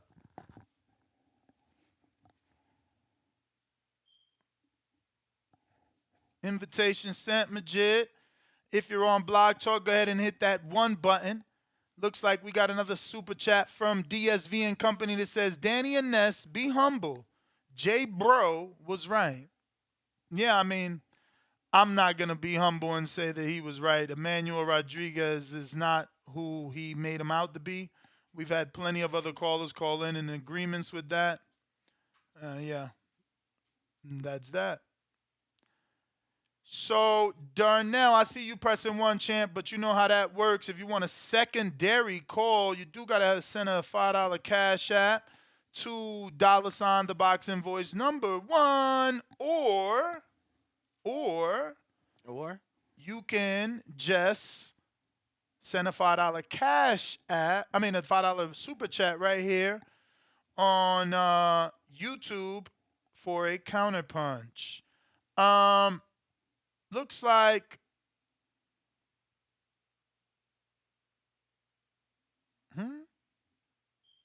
It looks like. I don't get this, but he says, we care how fast, Mike. Thank you. Tio and Haney, youngest undisputed. Oh, because they were saying how. Oh, they care how fast you become champion? Yeah. Because of Mike Tyson. That's what they cared about. He says Mike and Haney and Tio. I don't know about Tio being undisputed. But the other guys make sense. Yeah. And I don't know that Tyson was undisputed. He just became fastest youngest champion or something like that, right? Heavyweight champion. Yeah, get those things right, fellas. But that is everybody. So Ness GTO, Instagram and Twitter. Catch us on the next one, 12 o'clock. Looks like we're going to be talking the return of Canelito and the return of Canelo and the replacement opponent for a third time for Broner. Oh, wow. Yes, sir. Third time the charm. Third time's a charm. Catch us. We out. Rainbow Bye-bye. Danny Ness GTO, Bye-bye. the boxing voice. Bye-bye.